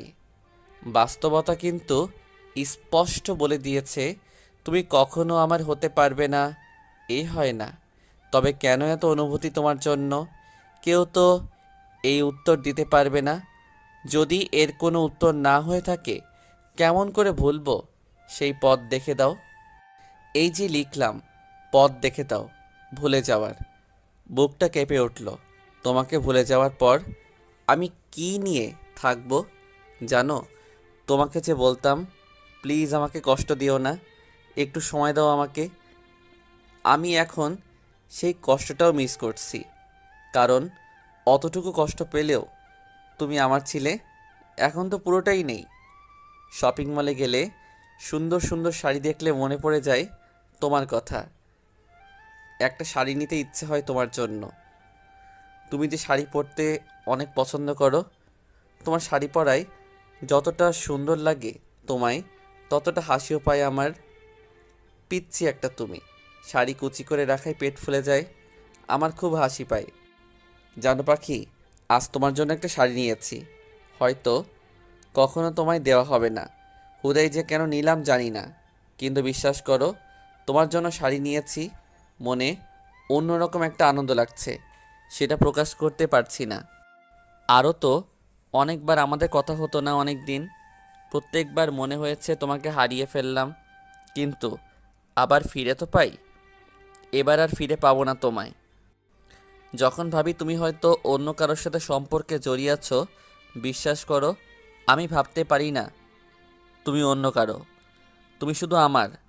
সব চাওয়া হয়তো পূর্ণ হয় না, তুমি আমার জীবনের বিশাল একটা অপূর্ণতা, যা কখনো পূর্ণ হবে না। ডায়েরিটা অফ করে টেবিলের উপর রেখে চোখ বন্ধ করে শুয়ে পড়ল রাফি। সকালে আপুর ডাকে ঘুম থেকে উঠল রাফি, আপুকে রান্নায় সাহায্য করলো। তারপর খেয়ে দুই ভাই বোন বের হলো। রাফি আজকে বাইক নিয়ে বের হয়েছে, কেননা রাফি তার বোনকে হসপিটালে নামিয়ে দিয়ে ভার্সিটিতে যাবে। ভার্সিটিতে যাওয়ার পর হাই রাফি। কেমন আছো? ভালো, তুমি? বেশ আছি। রাফির মন বলছে, একজোড়া চোখ তার দিকে বারবার দেখছে। বুকটাও কেমন যেন থরথর করে কাঁপছে। এটা কিসের ইঙ্গিত? মেঘলা কি তাহলে তার পাশেই আছে? চারিদিকে তাকালো, সে কই? কেউ নেই তো। রাফি কি খুঁজো? না কিছু না। রাফি এবং তার আরো বন্ধুরা মিলে আড্ডা দিচ্ছে। তখন শিহুবা বলে উঠল, রাফি আজ একটা কবিতা শোনা। না রে, মন ভালো নেই। সাথে শিখা বসেছিল, আর ওই বোরখাওয়ালি মেয়েটা। শিখা বলল, রাফি ঈশিতা অনেক ভালো কবিতা লেখে, তুই কবিতাটা আবৃত্তি কর। সবাই শিখার সাথে বলে উঠল, রাফি প্লিজ শোনা, দেখি ঈশিতা কেমন কবিতা লেখে। ওকে, এত করে যখন বলছিস। ঈশিতা ডায়েরিতে লেখা একটা কবিতা বের করে দিল। ভুবন বিলাসী অনুভূতি, নিস্তব্ধ শব্দ, সহজ সমীকরণ, রাতের মেঘে ঢাকা স্পর্শী, ছাদের এক কোণে অশ্রুসিক্ত ঝলঝল নয়নে মৃত্যু সত্তার নারী, অনেকটা পথ একসাথে চলা এখনো বাকি। হঠাৎ বৃষ্টি এলোমেলো হারে, পথে আমি বোবা শব্দের অকুল স্রোতে, ভেসেও যদি হাত বাড়ি, ভালোবাসি আবার বলি, সেই হারানো অনুভূতি। দমকা বাতাসে আমার চুলের ঘ্রাণ, বসন্তের পাপড়ি জানান দিবে আমি আজও তোমারই। আমি কবিতাটার মাঝে হারিয়ে গেছি, মনে হচ্ছে আরও লাইন বাকি আছে এখানে। এত গভীরে কেউ ভাবতে পারে আমি ভাবিনি, কিন্তু কবিতাটার শব্দ জুড়ে আমি মেঘলাকে খুঁজে পেয়েছি। সবাই হাততালি দিয়ে উঠল। আপনি অসাধারণ লিখেন। ঈশিতা অসাধারণ লিখে, আর তুই খুব সুন্দর করে আবৃত্তি করিস। আর তুই ছাগলের ডিম পারিস। তারপর যদি কিছু মনে না করেন, আমি আপনার ডায়েরিটা পেতে পারি? ঈশিতা লিখে দিল, না দেওয়া যাবে না, ডায়েরিটা আমার গোপনীয় মন। আপনার লেখা শব্দগুলো অনেক কঠিন, কিন্তু খুব সহজভাবে নিজেকে প্রকাশ করেছেন। ঈশিতা আবার লিখে দিল, আমার লেখার গভীরে না গেলে বোঝা যায় না, এত দূরে যেতে পারেননি আপনি। হয়তো। রাফির মেঘলার কথা খুব মনে পড়ছে। রাফি ওখান থেকে উঠে আসলো ক্লাসে, ক্লাস করে বের হলো। বাইক নিয়ে বের হয়ে গেটের সামনে দেখে ঈশিতা আর শিখা দাঁড়িয়ে আছে। কি রে, রিক্সা পাচ্ছিস না? একটা হেল্প করবি? বল। ঈশিতাকে বাসায় পৌঁছে দিতে পারবি? আমি একটু লিমনের সাথে যাব, ও অনেকক্ষণ থেকে দাঁড়িয়ে আছে, রিক্সা পাচ্ছে না। তুই তো ওই দিক দিয়েই যাবি। ঠিক আছে, উঠুন। তারপর ঈশিতা আমার ঘাড়ে হাত দিয়ে বাইকে উঠল। ওর স্পর্শ খুব চেনা লাগছে। নারী স্পর্শের নতুন কোনো অনুভূতি নেই। ওনাকে শিখার বাসার সামনে দিয়ে আমি বাসায় গেলাম, গোসল করে ঘুম দিলাম। বিকেলে হাসপাতালে যাচ্ছি। রাস্তা থেকে শপিং মলের ভিতরে মেঘলার মতো কাউকে দেখলাম। বাইক ঘুরে শপিং মলের সামনে পার্ক করে আমি ভিতরে ঢুকলাম। একটু আগে যেখানে দেখলাম নেই। আমি শিওর এটাই মেঘলা হবে। আমি মাথায় হেলমেট দিয়ে খুঁজতে লাগলাম, যদি আমাকে দেখে না হারায়। খুব অবাক হলাম, শিখার সাথে মেঘলা দুজনে শপিং করছে। আমি ওদের ফলো করলাম। শপিং করে গাড়ি নিয়ে শিখার বাসায় গেল। ওই মেয়েটা তাহলে ঈশিতা না, মেঘলা। কিন্তু ও আমাকে দেখে পালাচ্ছে কেন? কেন ও আমার আড়ালে? পৃথিবীতে বিভিন্ন ধরনের মানসিকতার লোক আছে। কেউ অন্যকে কষ্ট দিয়ে সুখ পায়, আবার কেউ অন্যের কষ্ট দেখে কষ্ট পায়। কেউ কেউ আবার প্রিয় মানুষকে কষ্ট দেয়, কিন্তু অন্যের কষ্ট দেখে কষ্ট পায়। সে বুঝে উঠতে পারে না সে তার পাশের মানুষটাকে কত কষ্ট দিচ্ছে। আবার কেউ নিজেকে কষ্ট দিতে ভালোবাসে, কিন্তু অন্যের দ্বারা আঘাত পেলে সহ্য করে উঠতে পারে না। কেউ কেউ তার পাশে থাকা তার ছায়াটাকে হারাতেও কষ্ট পায়, কিন্তু সেই প্রিয় মানুষটাকে হারায়। আর প্রায় লোক পেয়েও ও আরও ভালো কারো আশায় সেই সত্যিকারের মানুষটাকে হারায়।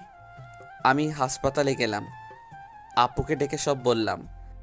ভাই, মেয়েরা খুব অভিমানী হয় আর জেদি হয়।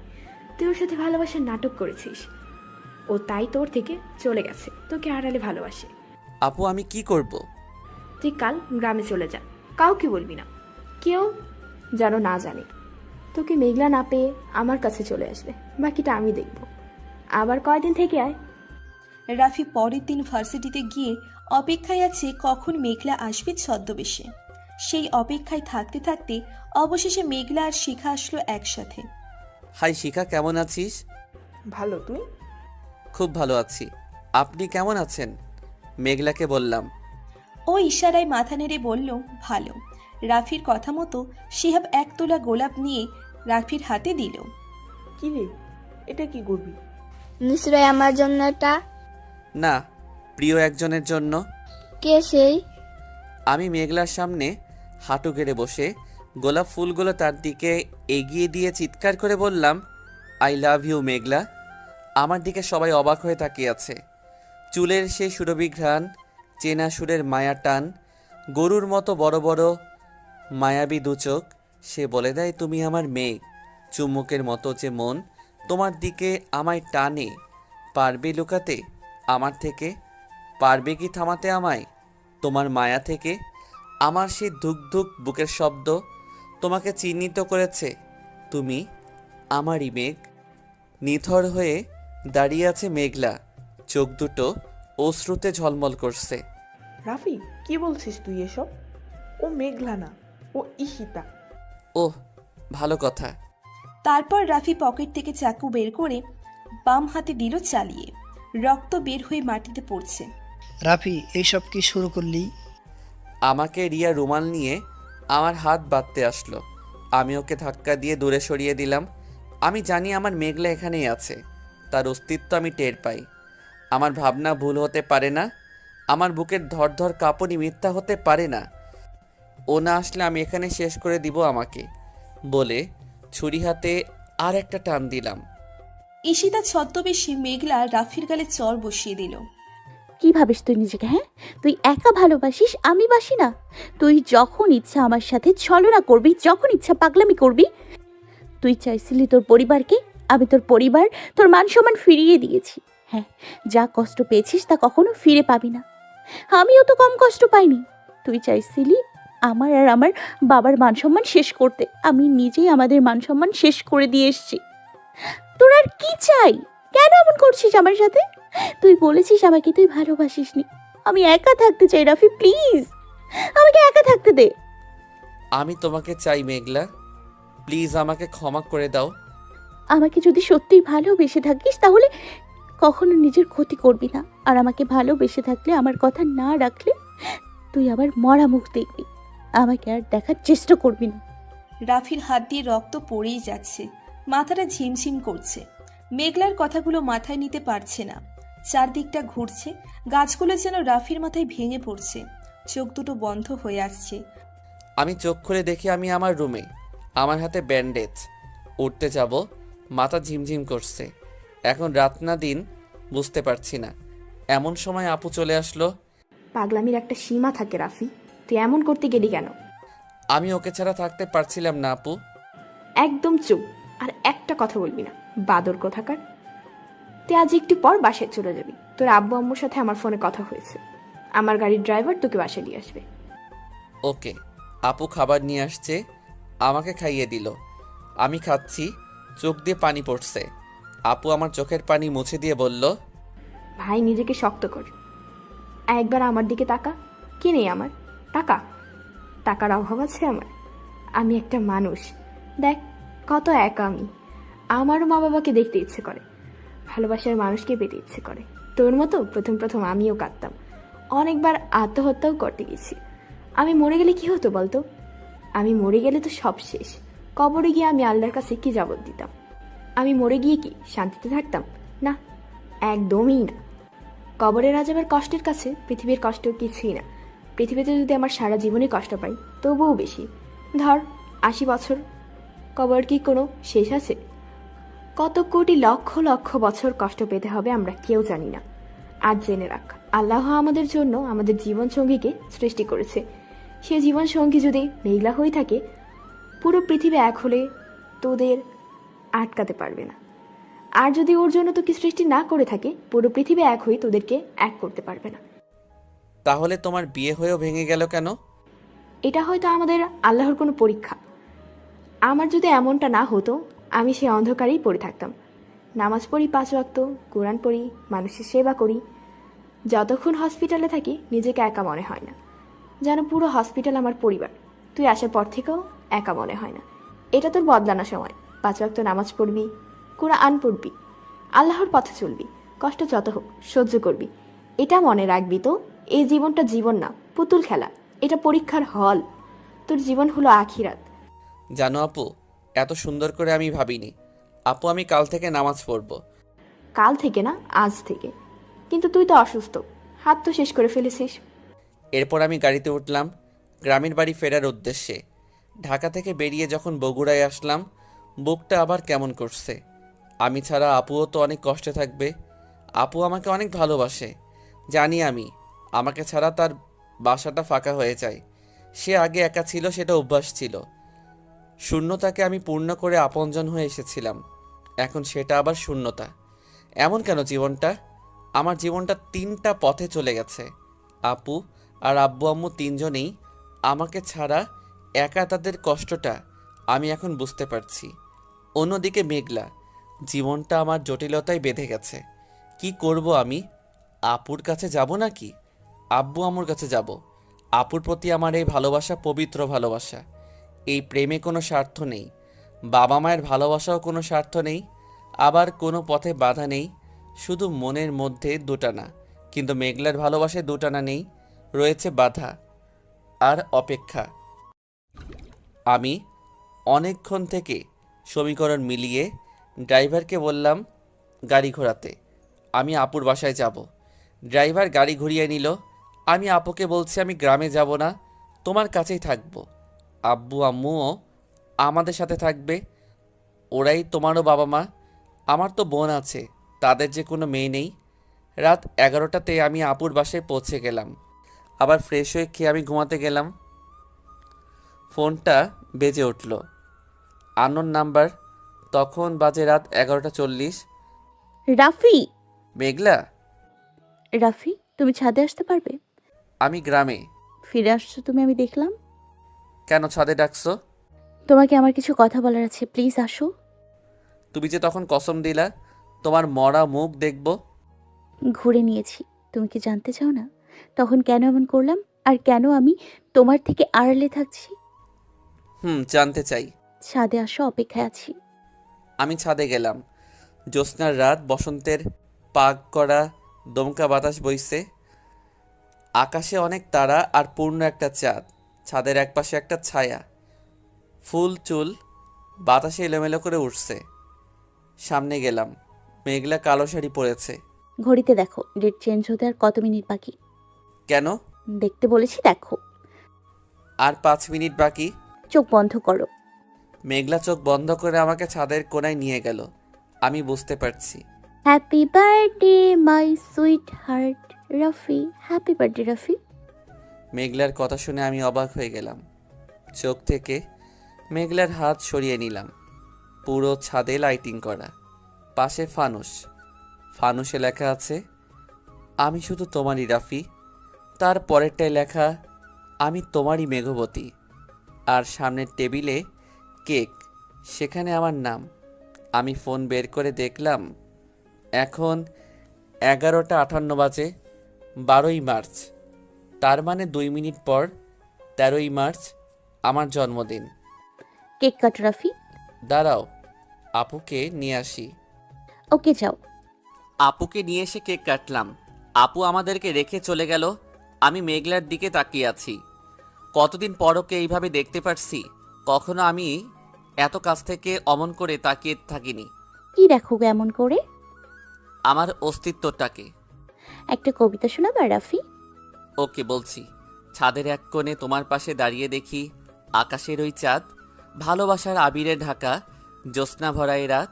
অভিমানী চোখে যখন তাকাও আমার দিকে, আলতো করে চোখের কোণে জলের ফোঁটা থাকে। টানা চোখের বাঁকা চাহনি লাগছে তোমায় খুব।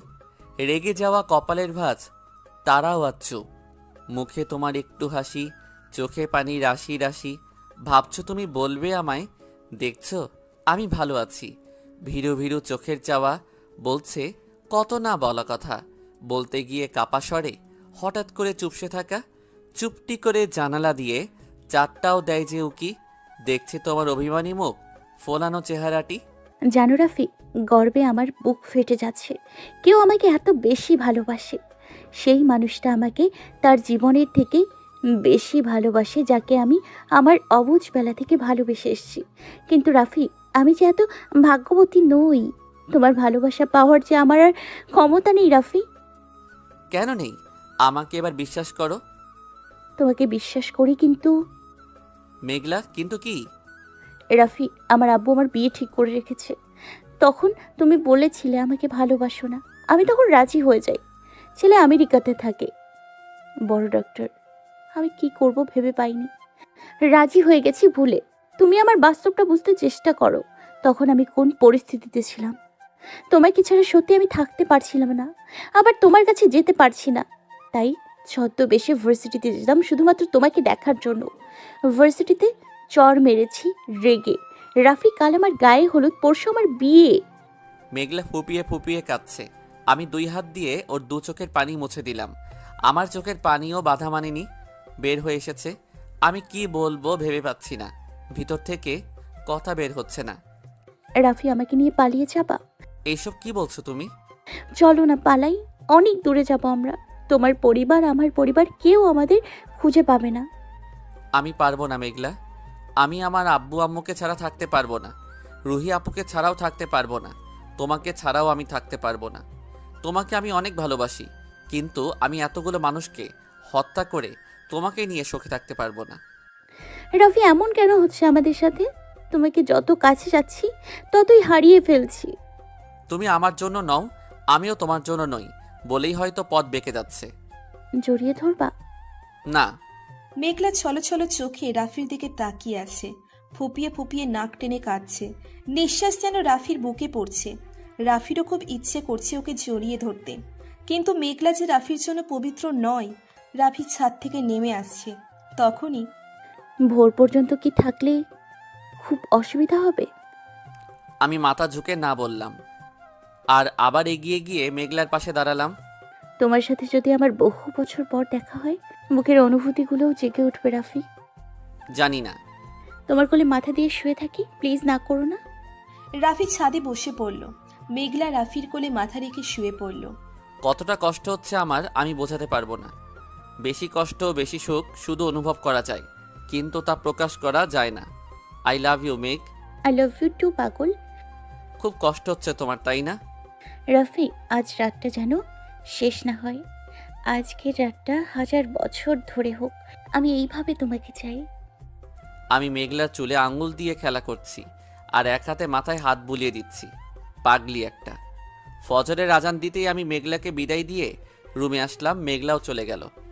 ওকে নিয়ে পালিয়ে গেলে হয়তো ওকে পেতাম, কিন্তু আমার চারপাশে শূন্যতা তো থেকেই যেত। বাবা মাকে আবার হারাতাম, হারিয়ে ফেলতাম সে নিঃস্বার্থ স্নেহময়ী জানানো রুহি আপুর ভালোবাসা। আমরা দুজন ভুল করেছি, আমরা শাস্তি ভোগ করি, বাকিরা ভালো থাকো। আমি বাসায় এসে শুয়ে পড়লাম ঘুমের 2টা ট্যাবলেট খেয়ে। ঘুম ভাঙলো বিকেল 4টায়। ফ্রেশ হয়ে খেয়ে নিলাম। ফোনটা হাতে নিয়ে দেখি আপু অনেকগুলো কল দিয়েছে, মিস কল হয়ে আছে। আপুকে কল দিয়ে কথা বলা শেষ করে ছাদে গেলাম। মেঘলাদের ছাদে সাউন্ড বক্স বাজছে আর ওর কাজিন ওর ফ্রেন্ডরা নাচতেছে। আমি ওদের দেখে নিচে নেমে আসতেছি। ওই রাফি ভাইয়া চলে যাচ্ছে, যে আসো না, আমাদের সাথে জয়েন করো। আমি অসুস্থ, পারবো না। তো চলে না গিয়ে দেখো। তখনই মেঘলা ছাদে চলে আসলো, করুণ চোখে আমার দিকে তাকিয়ে আছে। আমি মাথা নিচু করে নিলাম। ওর ওই চোখে অনেক অভিমান, অনেক অভিযোগ। আমি চাইলে তাকে নিয়ে পালিয়ে বিয়ে করতে পারি। আমিও এক পা করে এগিয়ে গেলাম ছাদের শেষ সীমান্তে। হলুদ শাড়িতে ও মেঘলাকে দারুণ মায়াবী লাগছে। আকাশেও গোধূলির মেঘ সাজানো।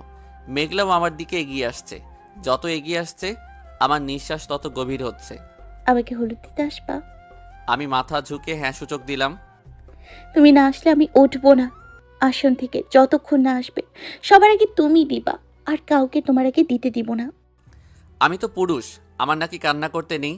আসলে কান্না কেন আসে পুরুষের চোখে? কান্না ছাড়া যে মনের মধ্যে কান্নাগুলো তুষার পাহাড় বেঁধেছে, সে কি মানা যায়? আমি চাই না আমার ভেজা কণ্ঠ আর অশ্রুসিক্ত চোখ মেঘলাকে বর্ষণ করুক। ও ওর পথে বিদ্যমান থাকুক। আমি নিচে নেমে আসলাম, রুমের লাইট অফ করে দিলাম। অন্ধকারে চিৎকার করে কাঁদতে চাচ্ছি, কিন্তু আসছে না কান্না। কিন্তু ঠিকই চোখের পানিতে ভিজছে বিছানা। দরজায় বেল বাজার শব্দ শুনে আমি দরজা খুলে দেখি মেঘলার ফ্রেন্ড নিশি। কি ব্যাপার, এতক্ষণ লাগে দরজা খুলতে? আমি কথা বলতে গেলেই কেঁদে ফেলবো, তাই কিছু না বলে হাত ইশারা করলাম। কি? মেঘলা হলুদ দিতে ডাকলো তোকে। আমি নিজেকে কন্ট্রোল করে নিয়ে বললাম, তুই যা, আমি যাচ্ছি। কাঁদলি নাকি? চোখ লাল হয়ে আছে। আমি কোন দুঃখে কাঁদবো? ও তোর জন্য অপেক্ষা করছে। তুই না আসলে ও তোর আগে কাউকে হলুদ মাখাতে দিবে না। আমি এখনই যাচ্ছি। মেঘলার দেওয়া ওর কালো পাঞ্জাবিটা পরলাম। ও বলেছিল আমাকে আমি বিয়ে করলে কালো পাঞ্জাবিতেই করব। কালো পাঞ্জাবিতে মেঘের রাজকুমার দেখায়। আমি হেসে বলেছিলাম, কালো তো শোক দিবসে পড়ে, কালো মেঘে বৃষ্টি ঝমে। ও বলেছিল আমি এত কিছু বুঝি না। আমি সেদিন মনে মনে বলেছিলাম, তোকে বিয়ে করলেই তো তোর মতো ছলনাময়ীকে আমি জীবনে বিয়ে করব না। আজ এই কথাটা সত্যি হয়ে গেল। ওদের বাসায় গিয়ে দেখি সত্যি ও আমার অপেক্ষায় বসে আছে। আমি কিছু না বলে ওর সামনে বসে চোখ বন্ধ করে নিলাম। এক মুঠি হলুদ 2 আঙ্গুল দিয়ে ওর 2 গালে মেখে দিলাম। উঠতে যাব যখন মিম বলল, ভাই মিষ্টি খাইয়ে দাও।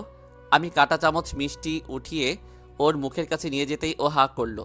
আমি সবাইকে অবাক করে দিয়ে মিষ্টি অর্ধেক আমি খেয়ে অর্ধেক ওকে খাইয়ে দিলাম। আমার এই কাজটাই হয়তো একটুখানি খুশি হয়েছে। আমি সেখান থেকে তাড়াতাড়ি উঠে আসলাম। কষ্টটা কত গভীর যে এই পর্যায়ে পড়েছে সেই ভালো জানবে। একটু পর আপু আসলো। আপু আমাকে অনেক বোঝালো। আপুর সাথে গল্প করে গিয়ে ঘুমের ট্যাবলেট খেয়ে ঘুমালাম। পরের দিন সকাল 10টায় উঠলাম। আজ মেঘলার বিয়ে। বাসা থেকে বিয়ের কোলাহল শোনা যাচ্ছে। নিজেকে ধরে রাখতে পারছি না। আপু বলল, চলো আমার সাথে হসপিটালে, ওখানে কাজ করলে সময় কাটবে। কারণ সেবা কখনো মানুষকে কষ্টে থাকতে দেয় না। সেবার মাধ্যমে পাওয়া যায় প্রিয় সুখ, যা হয়তো ভালোবাসাতেও পাওয়া যায় না। সারাদিনটা সেবায় কাটলো। রাত যখন 10টা, আপু সহ বের হলাম বাসায় যাব। আপু গাড়িতে গেল, আমি বাইক এনেছি তাই বাইকে যাব। তখনই একদল পুলিশ এসে রাফিকে ঘিরে নিল। কি ব্যাপার, আপনারা আমাকে ধরছেন কেন? আপনি কিছু জানেন না? এই বেটাকে গাড়িতে তুল। আগে তো বলুন আমি কি করেছি। ওরা কিছু না বলে আমার কলার টেনে ধরে গাড়িতে উঠালো। আমি গাড়িতে বসে 1000বার জিজ্ঞাসা করলাম, কিন্তু আমার উত্তর পাইনি। প্রতিটা প্রশ্নের জবাবে ওদের মাইর খেয়েছি। থানায় নিয়ে গিয়ে আমাকে বাঁধলো, পা উপরে মাথা নিচে। বেটা এবার বল, মেঘলা চৌধুরী কই? আমি কিভাবে জানবো? আজ তো ওর বিয়ে। তুই কিছু জানিস না? কি জানবো? ওকে মারতে থাক, যতক্ষণ না বলে মেঘলা কোথায়। পুলিশগুলো আমাকে মারতে থাকলো। আমি চিৎকার করে বলছি, ও কোথায় আমি জানি না। তবুও কেউ শুনলো না। মারতে মারতে আমাকে আধমরা করে ফেলেছে। তুই কি সত্যিই জানিস না? কতবার বলবো আমি কিছু জানি না। আমি সারাদিন আপুর সাথে হাসপাতালে ছিলাম। কি হয়েছে মেঘলার?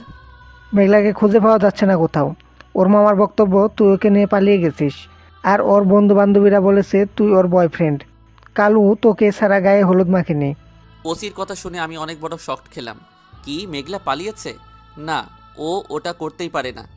দেখ, তুই যদি ওকে কোথাও লুকিয়ে রেখে থাকিস তাহলে বলে দে এখন। পরে যদি জানতে পারিস মেঘলা তোর কাছে আছে, বুঝতেই পারছিস তোর অবস্থা কি হতে পারে।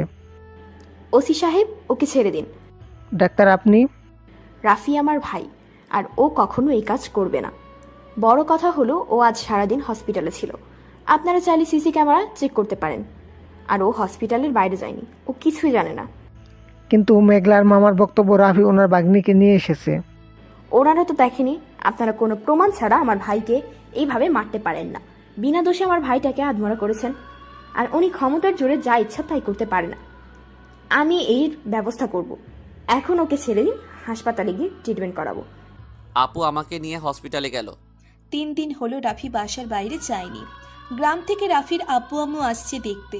সারাদিন বাসায় কাটে। হঠাৎ ফোনটা বেজে উঠল। হ্যালো, আসসালামু আলাইকুম। ওয়ালাইকুম আসসালাম। এই কণ্ঠ আমার না চেনার কথা নয়। হ্যাঁ, এটা মেঘলা। তুমি কোথায় আছো? কেমন আছো? রাফি, আমি যেখানে আছি ভালো আছি, শুধু তোমারই আছি। পাগলামি করলে কেন? আমি যে তোমারই পাগলি। তোমার বাসায় সবাই তোমার জন্য কত চিন্তা করছে জানো? জানো রাফি, আমি তাদের কথা মতো বিয়ে করলে হয়তো বিয়েটা হতো, আর আমার আব্বু আম্মু আমার সম্মান বেঁচে যেত। অপরদিকে যে আমার জীবনটা নষ্ট হয়ে যেত। আমি কখনো আমার মনের বিরুদ্ধে চলিনি। এখন বলবে সময় তোমাকে ভুলে দিত, আমি তোমাকে ভুলতে চাই না। আমি ছোট থেকে তোমাকে ভালোবেসে এসেছি, তোমাকে ভালোবেসে বেড়ে উঠেছি। এতগুলো বছরের সাধনা কারোর চাপে পড়ে আমি নষ্ট হতে দিব না। এত বেশি ভালোবাসো কেন পাগলি? কারণটা অজানা, সত্যি আমি জানি না। তোমাকে দেখতে ইচ্ছে করছে খুব। দেখা করবা প্লিজ রাফি? কই আছো? আমি তোমাকে মেসেজে টেক্সট করে দিতেছি, আসো। আমাকে বিয়ে করবা? যে আমাকে এত বেশি ভালোবাসে, আমি তাকে ছাড়া সারা জীবন অনুতপ্ত হয়ে বেঁচে থাকতে চাই না। তুমি ভালোবাসার জন্য এক যুদ্ধে নেমেছো, আমি তোমার সারা জীবনের সঙ্গী। সত্যি বিয়ে করবা আমাকে? আজ, এখন। কিভাবে? আমি সব ম্যানেজ করছি। তোমাকে যেখানে আসতে বলবো আসবা সেখানে। ওকে। আমি আমার সব ফ্রেন্ডদের কল করে বললাম সব ম্যানেজ করতে। আমি বাইক নিয়ে হাসপাতালে গেলাম। আব্বু আম্মুকে না বললেও আপুকে না জানিয়ে বিয়ে করতে আমার বিবেক বাধা দিচ্ছে। আপুকে জানালাম। আপু বলল, ঠিক আছে, তোরা বিয়ে কর, বাকিটা আমি দেখব। কিন্তু মেঘলার মামা মামলা করলে মেঘলা বারণ পাল্টাতে তোমার বিপদ। আপু যে আমার জন্য এত কিছু করতে পারে সে ভয়ে বয়ান পাল্টাবে না। আমি কোর্টে গিয়ে মেঘলাকে বিয়ে করলাম। এখন আমরা আইনে স্বামী স্ত্রী। এটা যেন আমার সুখের দিন। অনেক বাধা, অনেক অভিমান, অনেক পথ পেরিয়ে গেলাম ভালোবাসার মানুষটাকে। সামনে এখনও খানিকটা বিপদ আছে, সেটা হলো মেঘলার পরিবার। রাতে মেঘলাকে তার বাসায় পৌঁছে দিয়ে আমি বাসায় আসলাম। বাসায় এসে আব্বু আম্মুকে সব বলে তাদের কাছে ক্ষমা চাইলাম, কারণ আমি তাদের ছাড়া থাকতে পারবো না, যেমন তেমনি মেঘলাকে ছাড়াও ভালো থাকতে পারবো না। আব্বু আম্মু আমার বিষয়টা বুঝেছে, কেননা তারাও প্রেম করে বিয়ে করেছে। অন্যদিকে মেঘলা বাসায় ঢুকতে ওর আম্মু ওকে দেখে কেঁদে জড়িয়ে ধরেছে। মেঘলার মামি মেঘলাকে ওর রুমে নিয়ে গিয়ে ফ্রেশ হয়ে নিচে আসতে বলল। মেঘলা ফ্রেশ হয়ে নিচে এসে দেখে ওর পরিবারের সবাই আছে। ওর মামাকেও বেশি ভয় পায়। কাপা কাপা পায়ে গিয়ে তাদের সামনে দাঁড়ালো। মেঘলা, তুই বিয়ে করবি না এটা বলতে পারতি। আমাদের মান সম্মান এভাবে শেষ করলি কেন? আমরা তো তোর মতামত নিয়ে বিয়ের আয়োজন করেছি। মামা, আমি একজনকে ভালোবাসি। আগে বলিসনি কেন? আমি কি তোর কোনো চাওয়া অপূর্ণতা রেখেছি?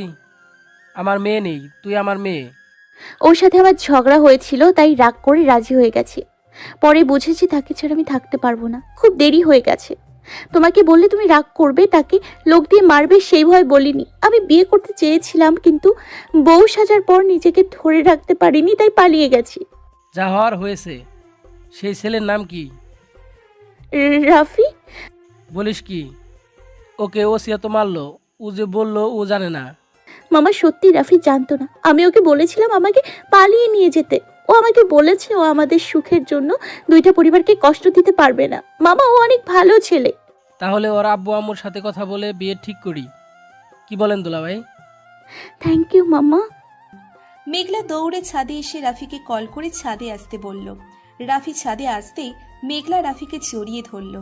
এই কি করছো? কেউ দেখে ফেলবে।